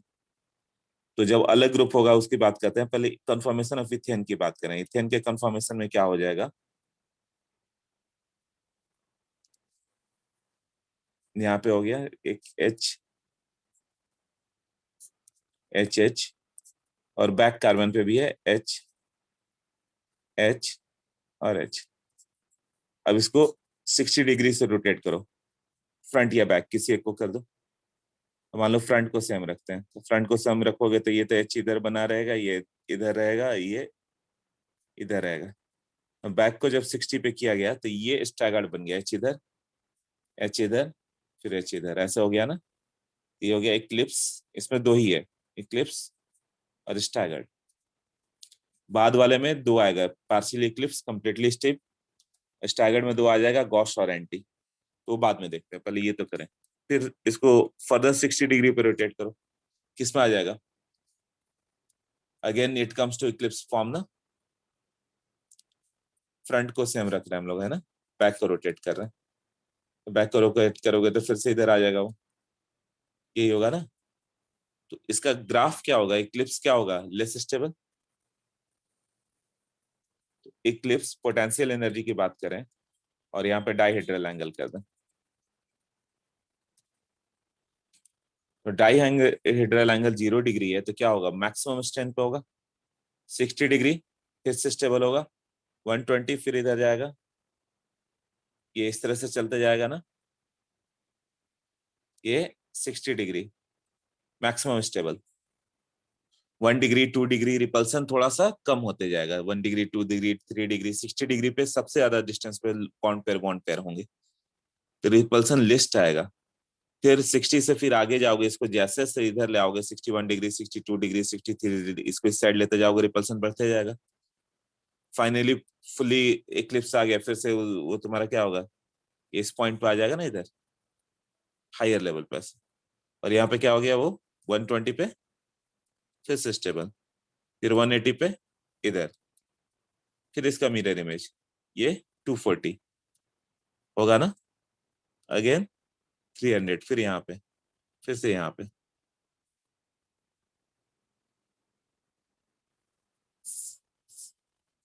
तो ये हो जाएगा 300 और ये 360 डिग्री। तो ये अलग अलग लेवल आ गया ना यहाँ पे। तो ये दोनों के बीच का एनर्जी दिया हुआ है ग्राफ में, देखो तो 3 किलो कैलोरी। इतना तो रूम टेम्परेचर पे ही मिल जाता है, तो वो मॉलिक्यूल लगातार रोटेट होते रहता है। हाँ, अब तुम 0 केल्विन टेम्परेचर कर दो तो सब फ्रीज हो जाएंगे, जो जहां पे रोटेशन रहेगा ही नहीं। 0 केल्विन पे क्या मानते हैं? एंट्रोपी 0 ना, तो सब फ्रीज हो जाएगा। कोई 1 डिग्री पे पड़ा हुआ, कोई 2 डिग्री पे पड़ा होगा। तो मैक्सिमम किस में मिलेंगे? स्टैगर्ड फॉर्म में, क्योंकि सबसे ज्यादा स्टेबल वही है ना। हाँ, ये क्लियर हो गया। हाँ, मॉलिक्यूलर मोशन, हर तरह का एनर्जी सीज हो गया, क्लियर। तब एंटी और गॉस वाला कहते हैं, एक सिंपल एग्जांपल लिया। अब इसमें एक चीज और लिखा हुआ है कि these are not true isomers. क्यों? सिस और ट्रांस को तो अलग अलग मिल जाता है, तो ट्रू आइसोमर्स बोलोगे। बट यहाँ एंटी और गॉस को अलग कर ही नहीं सकते, वो मॉलिक्यूल है जो लगातार रोटेट हो रहा है। और उसको 0 केल्विन लोगे तो फ्रीज होगा, तब जाकर अलग अलग कर पाओगे, तो 0 केल्विन तो अचीव ही नहीं होगा अपने से। So these are not true isomers as they can not be separated. Stability order कैसे हो गया? सबसे ज्यादा स्टेबल कौन सा हो गया? स्टैगर्ड, इक्लिप्स, मोस्ट अनस्टेबल, बीच में स्क्यू, यही दिया हुआ ना। क्वांटम मैकेनिकल एक्सप्लेनेशन दिया हुआ टॉर्सनल स्ट्रेन का, उसने ये दिखाया कि जब स्टैगर्ड लोगे तो ज्यादा स्टेबल रहता है। क्यों? जो CH वाला बॉन्ड है और लेफ्ट हैंड वाले कार्बन के एंटी बॉन्डिंग के साथ इंटरेक्ट करके स्टेबल हो जाता है। इसकी जरूरत नहीं, किसी बुक में नहीं दिया, उसे छोड़ सकते हो, है ना। Staggered form is stabilized by hyperconjugation stabilize. कभी ओलंपियाड के लिए काम किया तो काम किया है, नहीं तो अब कभी पूछने वाला नहीं। स्टैगर्ड फॉर्म में देखोगे तो पहले कार्बन का सिग्मा स्टार और दूसरे कार्बन का सिग्मा एक लाइन में, तो वो रेजोनेंस स्टेबलाइजेशन हाइपर कंजुगेशन में ही होता था ना, एंटी बॉन्डिंग में CH बॉन्ड मूव करता था, तो उससे स्टेबिलिटी आ जाती है, इसलिए स्टैगर्ड फॉर्म ज्यादा स्टेबल होता है क्वांटम मैकेनिकल मॉडल से। ओके, टॉर्सनल स्ट्रेन दिया हुआ है। टॉर्सनल स्ट्रेन जो भी बताया था, लोन पेयर बॉन्ड पेयर के बीच के रिपल्शन को बोलते हैं। अब कंफर्मेशन ऑफ नॉर्मल ब्यूटेन, तो यही हो गया जिसमें एंटी स्टैगर्ड सब आ जाएगा। Normal butane CH3 CH2 CH2 CH3, ये फर्स्ट सेकेंड थर्ड, तो conformers of normal butane along C2C3। C2C3 के along क्या होगा?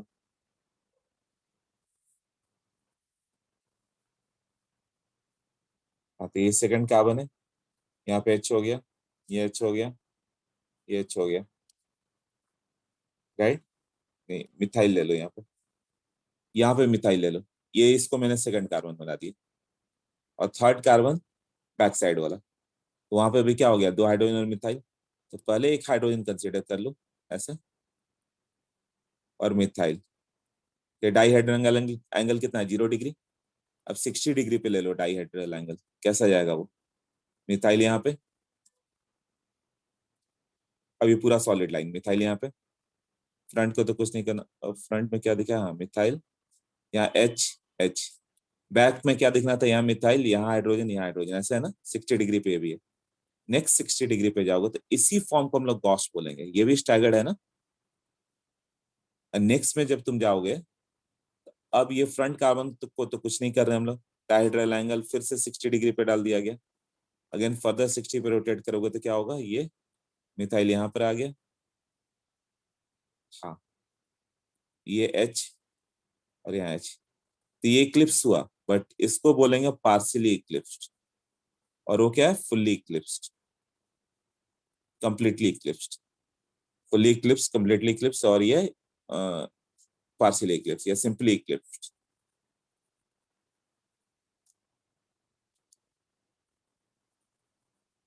कंप्लीटली इक्लिप्स्ड है ना, वो पूरी तरह से नहीं दिखेगा।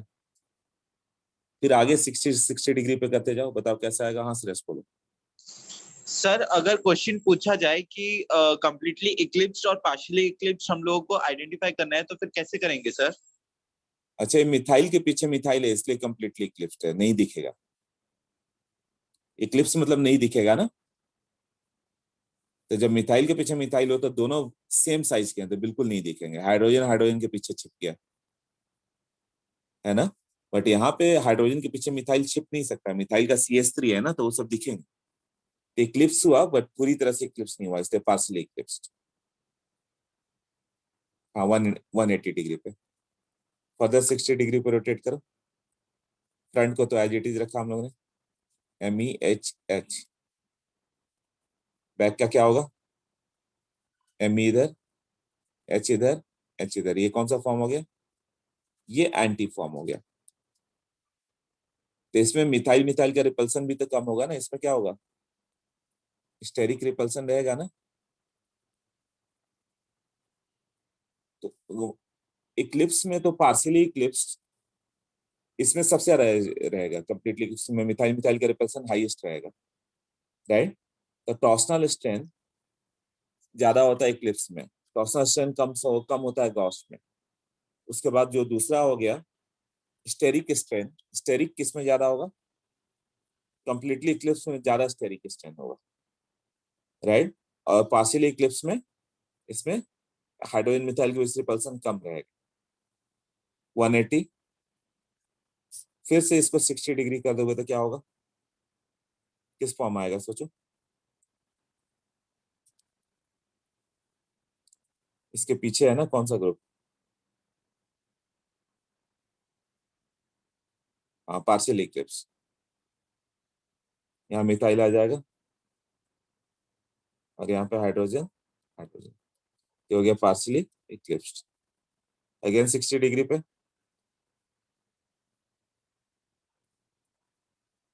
कौन सा फॉर्म कहोगे, मिथाइल आ गया, सेकंड के बराबर ही होगा ना, नहीं आजू बाजू आ गए, दोनों मिथाइल आजू बाजू है तो गॉश हो गया ना, सिमिलर लाइक सेकंड स्ट्रक्चर ना, फिर से गॉश आ गया, तो 2 बार गॉश आ गया 60 डिग्री पे, सेकंड एंड ये स्ट्रक्चर। अगेन 60 डिग्री पे फिर से वो स्ट्रक्चर फर्स्ट आ जाएगा, methyl, methyl, H, H, H, ऐसे।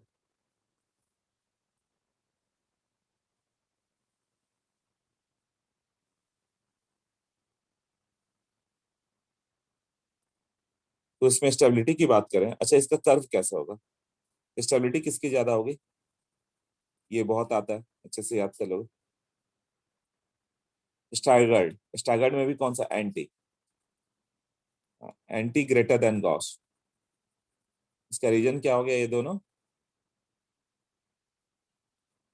लेस टॉर्सनल स्ट्रेन,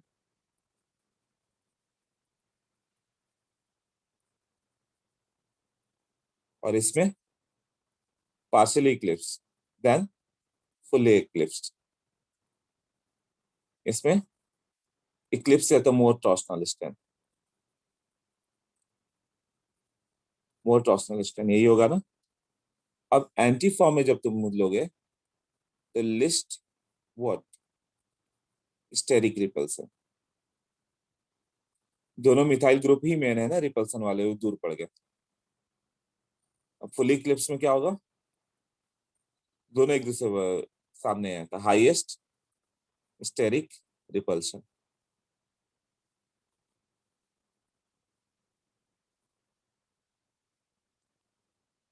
हाँ तो ये क्लियर हो गया, but in some cases gauche are more stable than anti, जहाँ पे हाइड्रोजन बॉन्डिंग बनते, हाइड्रोजन बॉन्डिंग होगा तो गॉस फॉर्म ज्यादा स्टेबल होगा ना, मतलब यहाँ पे एमई हो जाए और यहाँ पे जैसे कि मान लो एमई की जगह ये OH हो गया और ये फ्लोरीन हो गया, तो यहाँ तो हाइड्रोजन बॉन्डिंग बन जाता ना HRF, या OH ही हो जाए तो भी हाइड्रोजन और ऑक्सीजन में हाइड्रोजन बॉन्डिंग बन जाएगा ना, या NH2 हो जाए तब होगा ना फुल्ली इक्लिप्स था, Fe मतलब फुल्ली इक्लिप्स। तो गॉस फॉर्म भी कहीं कहीं पे स्टेबल होगा, वो दिया हुआ आगे, ये फुल्ली इक्लिप्स्ड है और ये पार्शियली इक्लिप्स्ड।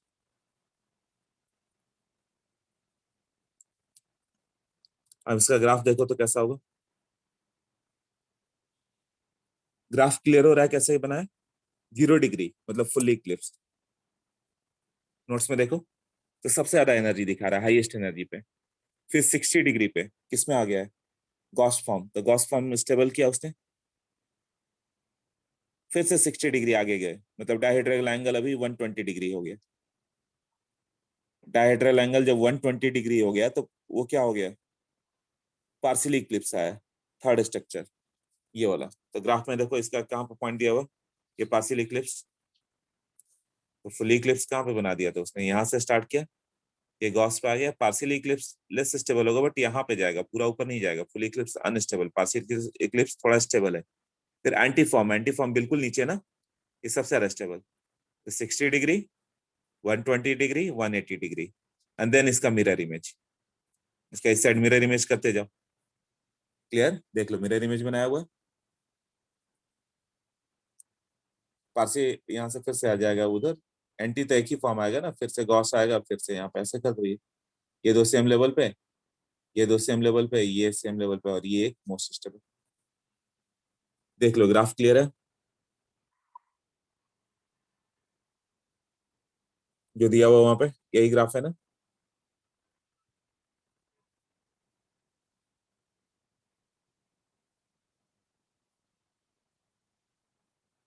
हाँ देखो इसको, क्लियर है, क्लियर, ओके नेक्स्ट। उसके बाद कंफर्मेशन बताया कि according to stability order 3 methyl pentane, इसका C1 C2 बताओ तो, ये तो मैंने C2 C3 ड्रॉ किया ना, ब्यूटेन का C1 C2 भी आता है, तब कैसे करेंगे कंफर्मेशन ऑफ ब्यूटेन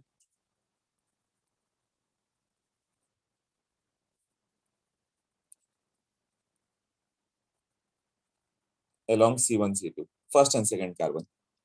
फर्स्ट में क्या है CH3 CH2 CH2 CH3, ये फर्स्ट ये सेकंड, तो फर्स्ट कार्बन पे तो 3 हाइड्रोजन ही है, सेकंड कार्बन के पास क्या है, एक हाइड्रोजन, दूसरा भी हाइड्रोजन, और तीसरा हाइड्रोजन, हाइड्रोजन और इथाइल, यही है ना।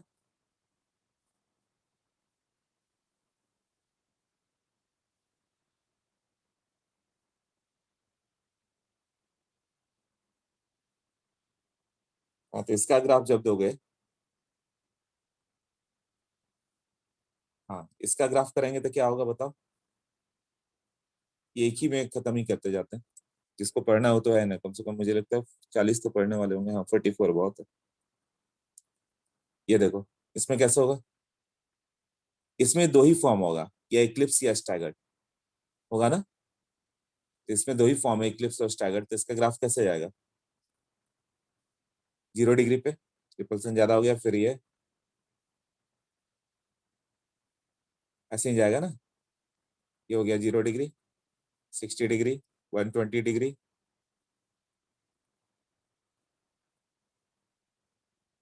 180, 240, 300, 360, ऐसे ही जाएगा ना।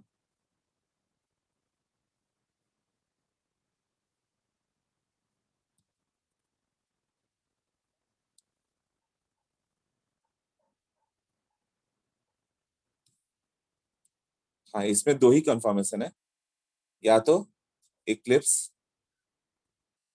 और स्टैगर्ड, और कुछ भी नहीं। ओके नेक्स्ट में देखो गॉस इफेक्ट, अब ये कहीं कहीं आएगा कि CH3 CH2 NH2, इसका मोस्ट स्टेबल पूछा जाए क्या होगा कंफर्मेशन, तो जब नाइट्रोजन है तो नाइट्रोजन को दिखाओ। अब लोन पेयर का स्टेरिक रिपल्सन नहीं होता कभी, लोन पेयर का क्या आएगा, टॉर्सनल स्टेन आएगा, बट स्टेरिक नहीं आएगा। तो लोन पेयर का जब ये नहीं हो गया तो उसको गॉस फॉर्म में रखो, lone pair and bulky group must be in the Gauss form more stable के लिए, लिखा हुआ है ना, जब रिपल्सन ही नहीं है।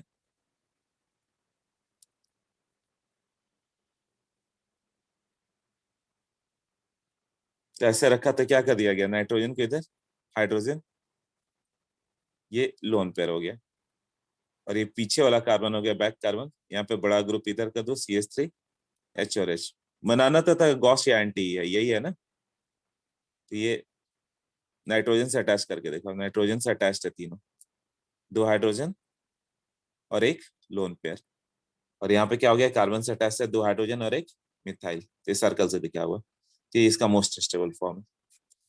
ये कभी जेई एडवांस में आया तो आया, अभी तक नहीं आया। ओके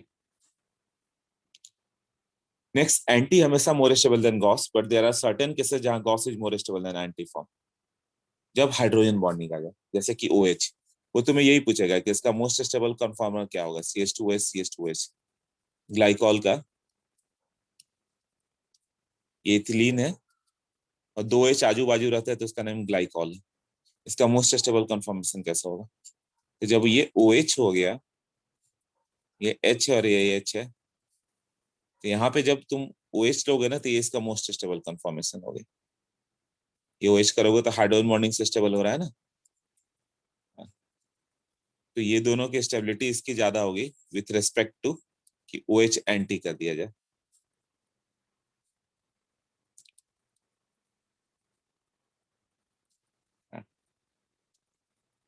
ये कौन सा फॉर्म है, एंटी है ना, ये कौन सा है, गॉश।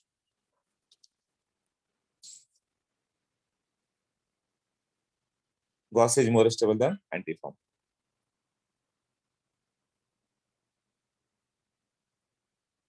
तो यूजुअल केस में anti stable greater than Gauss. एक टेबल दिया हुआ देखो तो टेबल, जो बल्कि ग्रुप है एक्स और वाई तो उसमें रिपल्सन होगा, तो यूजुअल केस हो गया, जैसे RR हो जाए, NH3+ हो जाए, CO- हो गया, ClCl हो गया, Br आयोडीन, ये सब anti stable than gauche, steric repulsion है ना। But gauche is greater than anti जब हाइड्रोजन बॉन्डिंग हो, जैसे 2H हो जाए आपस में, OH का दिखा दिया, उसी तरह 2NH2 हो जाए, hydrogen attach to nitrogen oxygen fluorine, वो हाइड्रोजन बॉन्डिंग का केस है। तो H के साथ O हो, N हो, F हो, OH हो, OH-NH2 हो, OHF हो, NH2 हो, NH2OH हो, यही सब है ना, COH हो, और एक फ्लोरीन फ्लोरीन है ना। तो फ्लोरीन में भी यदि क्लोजर आ गया तो गॉस फॉर्म ही ज्यादा स्टेबल हो जाता है देन एंटी, क्योंकि बहुत छोटा ग्रुप है वो। और NH3COR में भी वो हाइड्रोजन बॉन्डिंग आ जाता है। अब जैसे सक्सेनिक एसिड बोल दिया गया, तो सक्सेनिक एसिड क्या था, CH2 और नहीं, दोनों में नहीं है, फ्लोरीन फ्लोरीन एक एक्सेप्शन है कि गॉस ग्रेटर देन एंटी आया, बाकी हैलोजन जो हो गया chlorine bromine iodine, chlorine bromine iodine, वो देखो वो आयोडीन है लास्ट वाला, उसके लिए anti is more stable than gauche. But जो ये फ्लोरीन फ्लोरीन है, इसको अवॉइड कर सकते हो, किसी बुक में गिवन ही नहीं है, क्लियर। बाकी सब में हाइड्रोजन बॉन्ड नहीं दिख रहा, फ्लोरीन का नहीं दिख रहा, उससे तुम अवॉइड कर सकते हो और बुक में नहीं है वो, जिसको इंपॉर्टेंट लिखा हुआ है, एडवांस के लिए कभी आया तो है। ये कौन सा एसिड है, सक्सेनिक एसिड ना। तो सक्सेनिक एसिड में दो मीडियम ले लो, एक एसिडिक मीडियम तो ये ब्रेक ही नहीं होगा, और एक बेसिक मीडियम, ये एसिडिक मीडियम ऐसे रहेगा और पीएच ग्रेटर कर दे, बेसिक मीडियम में क्या हो जाएगा, ये कन्वर्ट्स टू CO-, ऐसे हो गया ना। अब इसमें हम लोग बताएं कि कौन सा ज्यादा स्टेबल होगा, यहाँ पे stable Gauss greater than anti, तो ये पूछे कि इसका मोस्ट स्टेबल कंफर्मेशन बताओ, तो क्या बनाओगे, Gauss.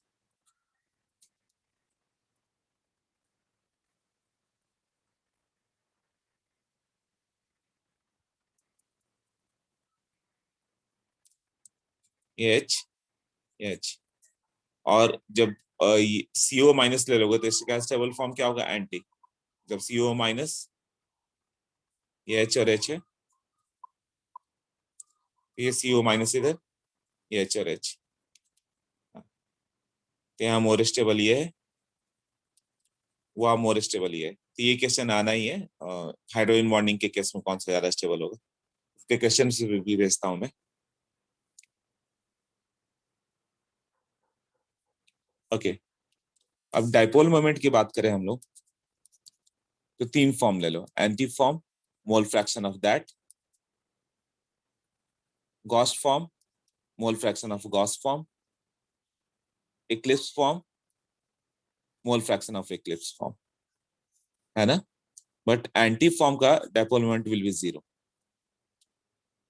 Dipole moment of anti form क्या होगा, एक दूसरे को कैंसिल करेगा ना, और ये एक्स ए क्या है, एक्स क्या है, मोल फ्रैक्शन। इस पे आईआईटी में एक ही बार क्वेश्चन आया था, वो दिखेगा तुम्हें, उसमें म्यू ए 0 करना था, बस यही है, बाकी दोनों का चारों का वैल्यू दिया हुआ था तो उससे हो जाता, मोल fraction of molecule in anti form.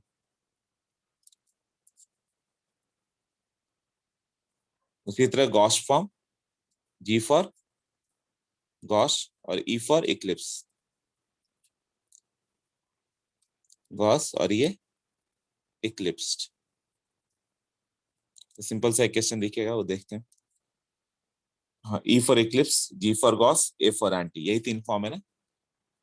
Okay, उसका डाइपोल मोमेंट बोला है कि OH का क्यों नहीं 0 होता, वो सब कर चुका हूं। ड्रॉ कन्फॉर्मर्स, एक क्वेश्चन हो गया। हाँ, कन्फॉर्मर्स वाले ड्रॉ करना आज के आज ही करना, मैं अभी भेज दूंगा असाइनमेंट, तो ही हो पाएगा। कैसे कैसे ड्रॉ करना था, जैसे ये हो गया, यहाँ पे H है, और उसका आंसर जरूर देख लेना। ऐसे क्लियर नहीं होगा ना, तो आंसर देख के जरूर क्लियर हो जाएगा। इसको देखे हम लोग, तो ये मिथाइल यहाँ पे आ गया, यहाँ पे H ले लिया, यहाँ पे H ले लिया। अब बैक पे तुम्हें क्या बनाना है, तुम्हें कंफ्यूजन आपकी रोटेट कैसे कर दिया, इसलिए इसको इधर कर देते, इधर Me, इधर H और H, ठीक है।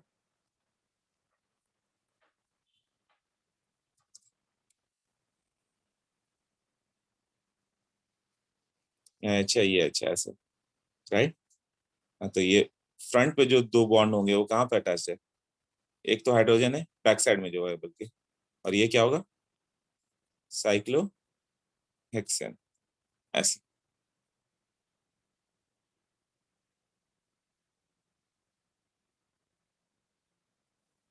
अब फ्रंट पे ऑक्सीजन दिया रहता है, क्या करें, यही है ना। तो ऑक्सीजन का कैसे दिखाएंगे, ऑक्सीजन पास क्या होगा, लोन पेयर होंगे दो, तो 2 लोन पेयर का दिखा देंगे हम लोग। और ये ऑक्सीजन है तो ऑक्सीजन लिख के दिखाएंगे। ये एटम का कंफर्मेशन क्या लिखोगे, यहाँ पे दिखा दोगे कि ऑक्सीजन है, ऑक्सीजन पास ये 2 लोन पेयर हो गया, और ये क्या हो गया, हाइड्रोजन। एक ऑक्सीजन के बाद बैक सर्कल लेंगे उसके लिए, कार्बन के लिए, यहाँ पे क्या हो गया, साइक्लोहेक्सेन हो गया। ये बॉन्ड ऐसे हो गया, बैक कार्बन से 2 और एक हाइड्रोजन, इस तरह से। ओके, हाँ अनुष्का बोलो। सर वो पीछे हाइड्रोजन कैसे आया?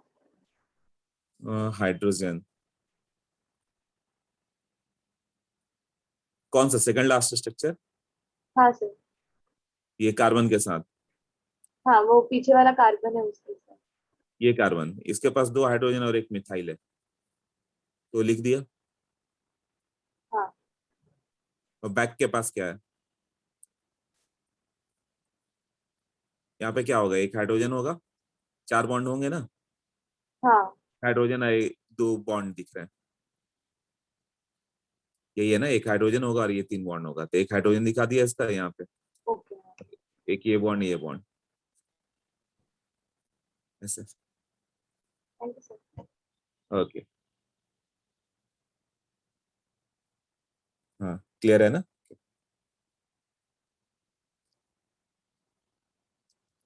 हाँ शानिस बोलो। सर ये लास्ट वाले स्ट्रक्चर में अगर जो फ्रंट ऑक्सीजन है उसको 120 डिग्री से एंटी क्लॉकवाइज घुमाया तो कुछ फर्क नहीं पड़ेगा ना।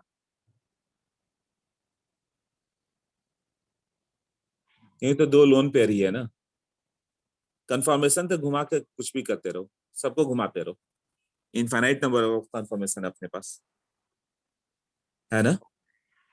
तो तुम एक कंफर्मेशन में दिखाया है, तुम दोनों लोन पेयर कहीं भी कोई पोजीशन पर डाल दो, सब चलेगा। ओके क्लियर, या thank you. Okay.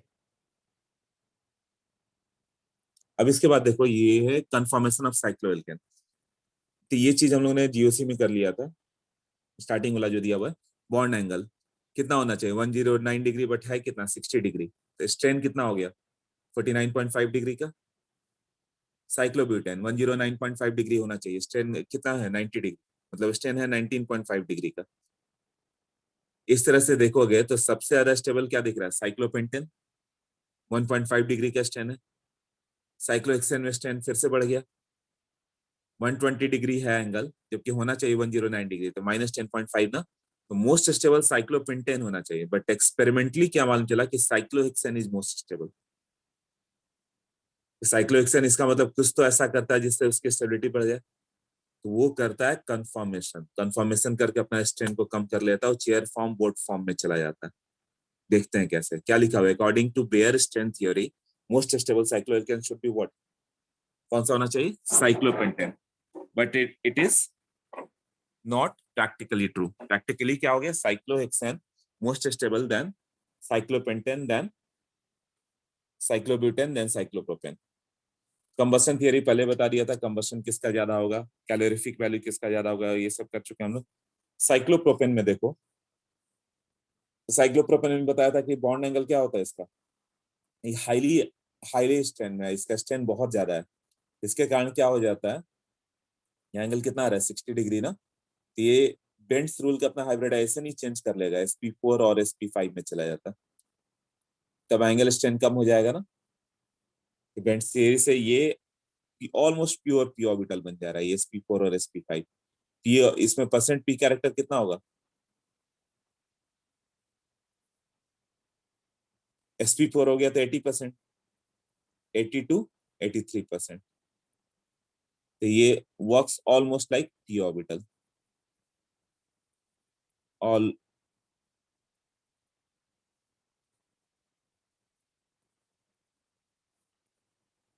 Pure P orbital. मतलब हाइब्रिडाइजेशन इधर क्यों आ गया, एंगल स्ट्रेन से बचने के लिए। ये दिखाया था परसेंटेज कैरेक्टर, देखो नेक्स्ट पेज पे दिया हुआ, यदि एसपी होगा तो 50% तो बॉन्ड एंगल 180 आता है, sp2 तो बॉन्ड एंगल 120 आता है, तो इसको तो बॉन्ड एंगल कम करना था, sp3 109 डिग्री, तो sp4 102, sp5 बॉन्ड एंगल और कम हो जाएगा ना, तो sp4 sp5 आ गया तो स्ट्रेन कम हो जाएगा ना, तो अपना वो हाइब्रिडाइजेशन ही चेंज कर लेता है from the Bent's rule, chemical bonding में जो बताया था, अपने हाइब्रिडाइजेशन को sp4 sp5 में ले आता है, तो बॉन्ड एंगल ज्यादा स्ट्रेन बचेगा नहीं तब, राइट। तो एक तरह से प्योर पी ऑर्बिटल ही लेफ्ट में आ गया ना, ये सब जो आ जाते हैं क्या है, ऑलमोस्ट प्योर पी ऑर्बिटल है जो ओवरलैप किया हुआ, इसलिए एल्कीन की तरह रिएक्ट करता है। ये भी जो होगा ना साइक्लोप्रोपेन, हाइड्रोजन से रिएक्ट करके CH3 बन जाता है, CH3 CH2 CH3। तो ये प्योर पी ऑर्बिटल जैसा ही तो बिहेव कर रहा है ना, जैसे ये करता है एल्कीन। एल्कीन अनसैचुरेटेड है तो वो भी हाइड्रोजन से कंबाइन करके क्या बन जाता है, यही बनता है ना, CH3 CH2 CH3। वहां पे लिखा हुआ साइक्लोप्रोपेन ऑलमोस्ट एल्कीन जैसा बिहेव करेगा। क्या होगा, कोल्ड KMnO4 को डिकलराइज करेगा, right. Cold KMnO4 test alkene का है, एल्कीन जैसा ही काम किया। इसका स्ट्रक्चर देखने में सैचुरेटेड हो लगता है बट है नहीं, अनसैचुरेटेड जैसा ही है। ये इलेक्ट्रोफिलिक एडिशन रिएक्शन दिखाएगा। मतलब सिर्फ अभी इतना ही समझो कि ये तो एल्कीन एल्काइन का टेस्ट लिखा हो, बस इतना समझो एल्कीन जैसा ही काम करता है। क्लियर, ये बेंट्स रूल वाला पॉइंट क्लियर हुआ।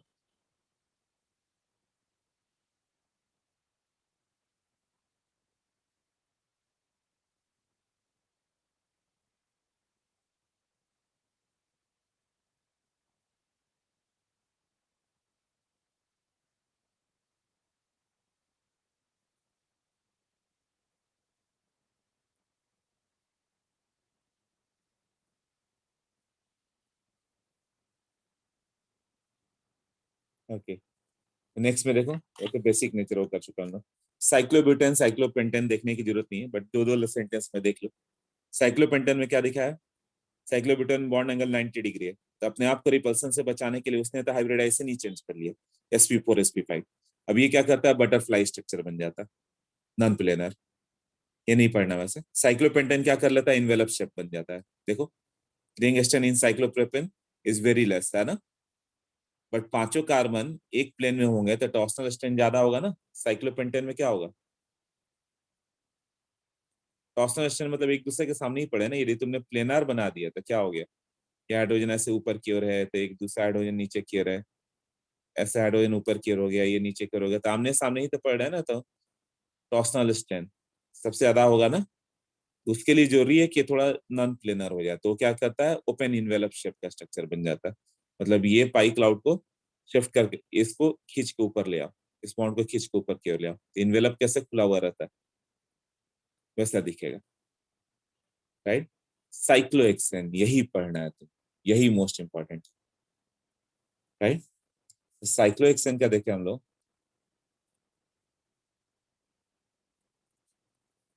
साइक्लोहेक्सेन में बहुत सारे होंगे, इनफाइनाइट ही होंगे, बट हम लोग को पढ़ना क्या है, chair form, board form, chair form.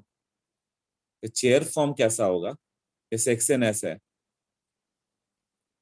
इसको नीचे ले जाओ, इसको खींच के ऊपर ले जाओ, एक चेयर तो बन जाएगा ना।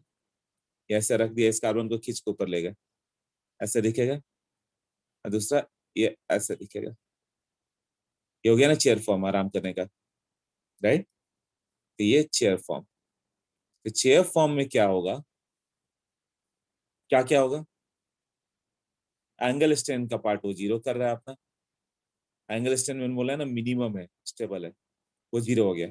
टॉर्सनल स्ट्रेन भी जीरो होगा, क्यों, वो देखोगे तो सारे के सारे स्टैगर्ड फॉर्म में होंगे। ऑल CH इन स्टैगर्ड फॉर्म, कैसे उसको बाद में देखते हैं, इन स्टैगर्ड फॉर्म। तो स्टैगर्ड फॉर्म में होगा तो टॉर्सनल स्ट्रेन तो रहा नहीं। हाँ सिद्धि बताओ।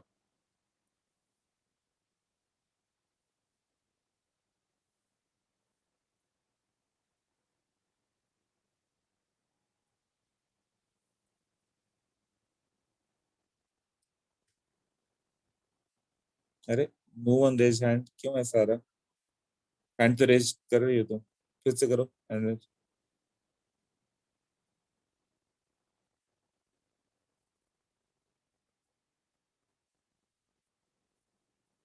ओके, चेयर फॉर्म ये हो गया, ठीक है, चेयर फॉर्म हो गया। उसके बाद आ गया ट्विस्ट बोर्ड।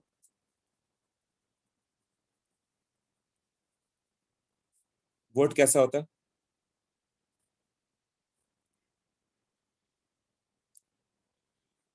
ऐसे, ये बोट है ना, दोनों को उठा के ऊपर कर लिया और इसको ट्विस्टेड कर दो, दोनों हाथ से पकड़ के ट्विस्ट कर दो, इसको इस साइड ट्विस्ट कर दो, इसको इस साइड कर दो, टेढ़ा मेढ़ा कर दो, राइट।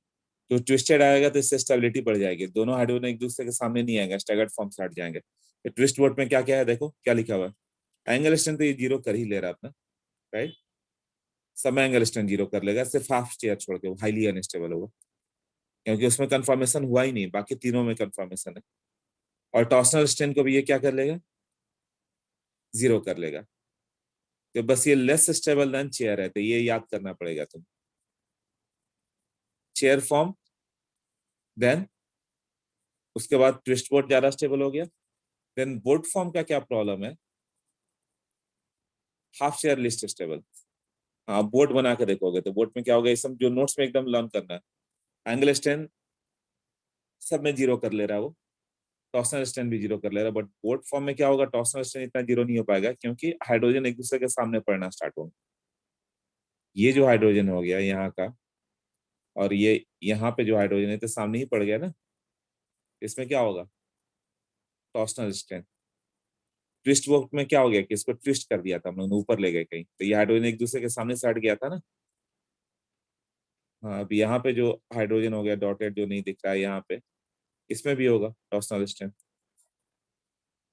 पीछे वाले कार्बन पे भी होगा। तो एंगल स्ट्रेंथ तो ये अपने आप को कंफर्म कर रहा है तो जीरो करेगा, पर टॉर्सनल स्ट्रेंथ हाई पड़ जा रहा है इसका, ये थर्ड नंबर पे आ गया।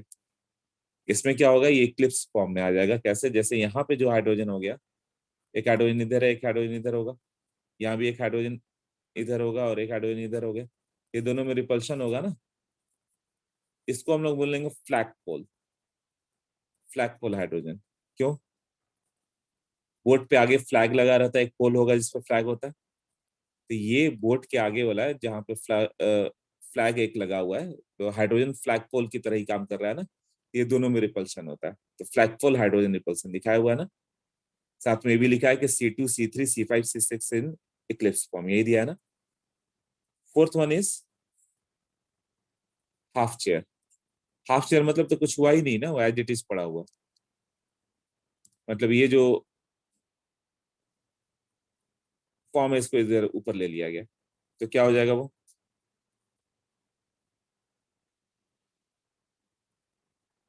ऊपर वाले को लिया ना, तो केवल इसी को लो ऐसे, ये half chair.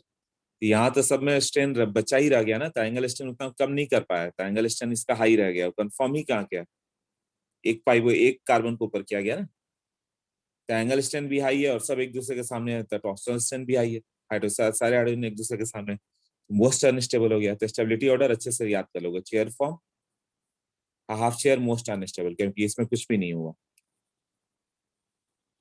Then twist boat, then boat form में फ्लैग पोल रिपल्शन और हाइड्रोजन हाइड्रोजन सामने आते हैं। तो बार बार नोट्स रिवाइज करोगे तो लर्न हो जाएगा, राइट।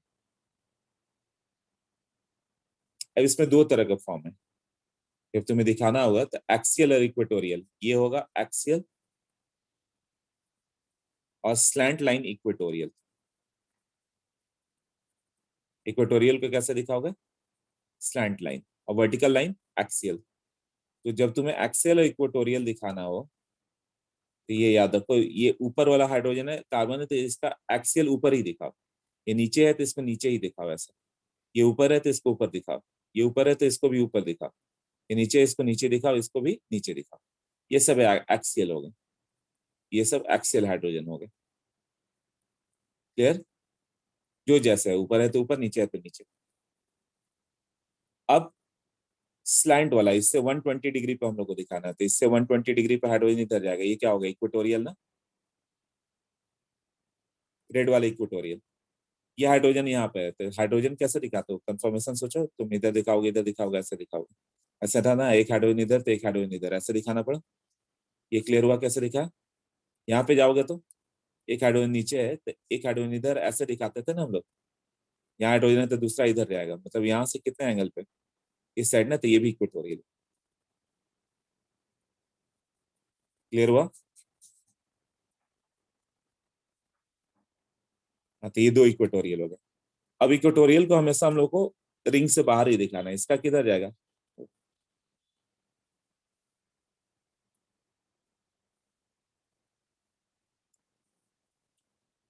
इसको इस साइड ले लो,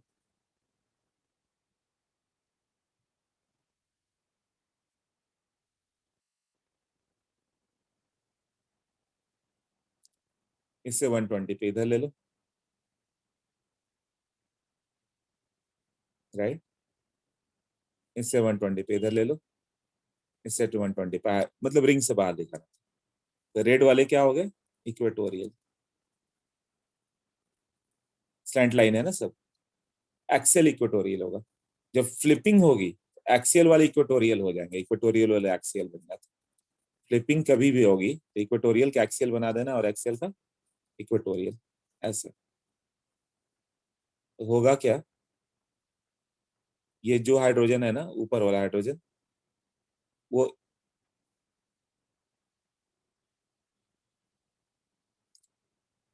रेड वाला जो है नीचे आ जाएगा ऐसे, और जो ब्लैक वाला है वो इस डायरेक्शन में इधर आ जाएगा। तो फ्लिपिंग से ये इधर आएगा और ये जो हाइड्रोजन होगा यहाँ पर आ गया।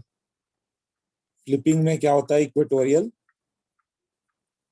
कन्वर्ट्स टू एक्सियल और axial bond converts to equatorial, लिखा है ना।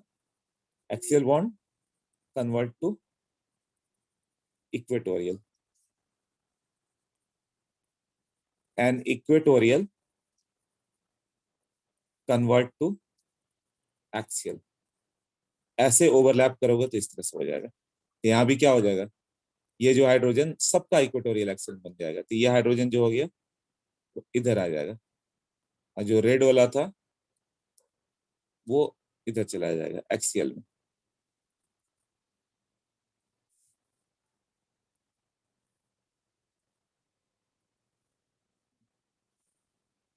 इधर, ये इस साइड।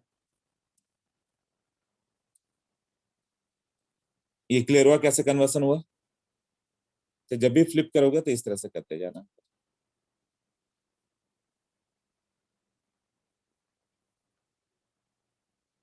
क्लियर?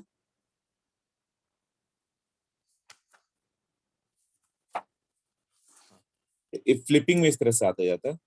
उसमें दिया हुआ है कि फ्लिपिंग कितना है? 10:5 फ्लिप पर सेकंड, एक सेकंड में 10:5 बार फ्लिप होगा। तो इसका सबसे स्टेबल फॉर्म कौन सा हो गया? देखो ग्राफ दिया हुआ है, ग्राफ में क्या दिखा हुआ? Chair form most stable, then next page पे लास्ट पे दिया हुआ chair form most stable, then half chair least stable लिखा हुआ है ना, देन ट्विस्ट बोट और बोट। तो मोस्ट स्टेबल क्या दिखा हुआ है, chair form, then twist boat, then wash, then half chair, least stable है। और एक ये बताया हुआ है कि इसका तुम डायग्राम ड्रा करके देखो कि कैसे इसमें हाइड्रोजन, ये हाइड्रोजन इधर, इसका ये दोनों स्टैगर्ड फॉर्म है, तो देखने से ही मालूम चले ये एंटी फॉर्म है दोनों। कैसे इसको ड्रॉ करके देखें, राइट। तो 1 2 जैसे इसने लिया, ये 1 पेज के सबसे ऊपर में है ना, ग्राफ के ऊपर, ये 2, तो 1 कार्बन को फ्रंट ले लें यहाँ पे। तो 1 पे जो हो गया, ये इसके 3 बॉन्ड ले रहे हैं हम लोग, कौन कौन से, एक तो ये, इसको थोड़ा सा मोटा करके दिखाओ कि 1 हो गया, राइट। तो यहाँ पे ये हो गया 1, यहाँ पे क्या हो गया, इसने मिथाइल लिया, तो मिथाइल हम लोग भी ले लेते हैं, CH3, राइट, यहाँ CH3 है। और ये हाइड्रोजन किधर हो गया, यहाँ पे, और ये कार्बन का बॉन्ड है, ऐसा गया, ये क्लियर। अब सेकंड को कैसे दिखाएंगे हम लोग, सर्कल से, second as a circle. Second पे क्या है, हाइड्रोजन किधर है, नीचे की ओर, यहाँ दिखाया हुआ, दूसरा हाइड्रोजन ऐसे, तो देखो ये कैसा दिख रहा है, और तीसरा किधर चला गया, इस साइड ऐसे गया ना, तो ये फर्स्ट कार्बन और ये सेकंड कार्बन, तो किस फॉर्म में दिख रहा है, स्टैगर्ड दिख रहा है ना ये, इसके लिए इसमें सब स्टेबल होते हैं, क्लियर। लेफ्ट हैंड साइड में भी ऐसे ही बना दोगे, और बीच वाले को तो बस CH2 करके दिखा दो, ये CH2, और यहाँ पे भी सेम बना दो इस तरह से, क्लियर हो गया अभी, ओके। 1 3 डाइएक्सियल रिपल्सन, यहाँ से थोड़ा सा समझ क्या हो, इसको थोड़ा समझना पड़ेगा, इसको यहीं पे छोड़ेंगे।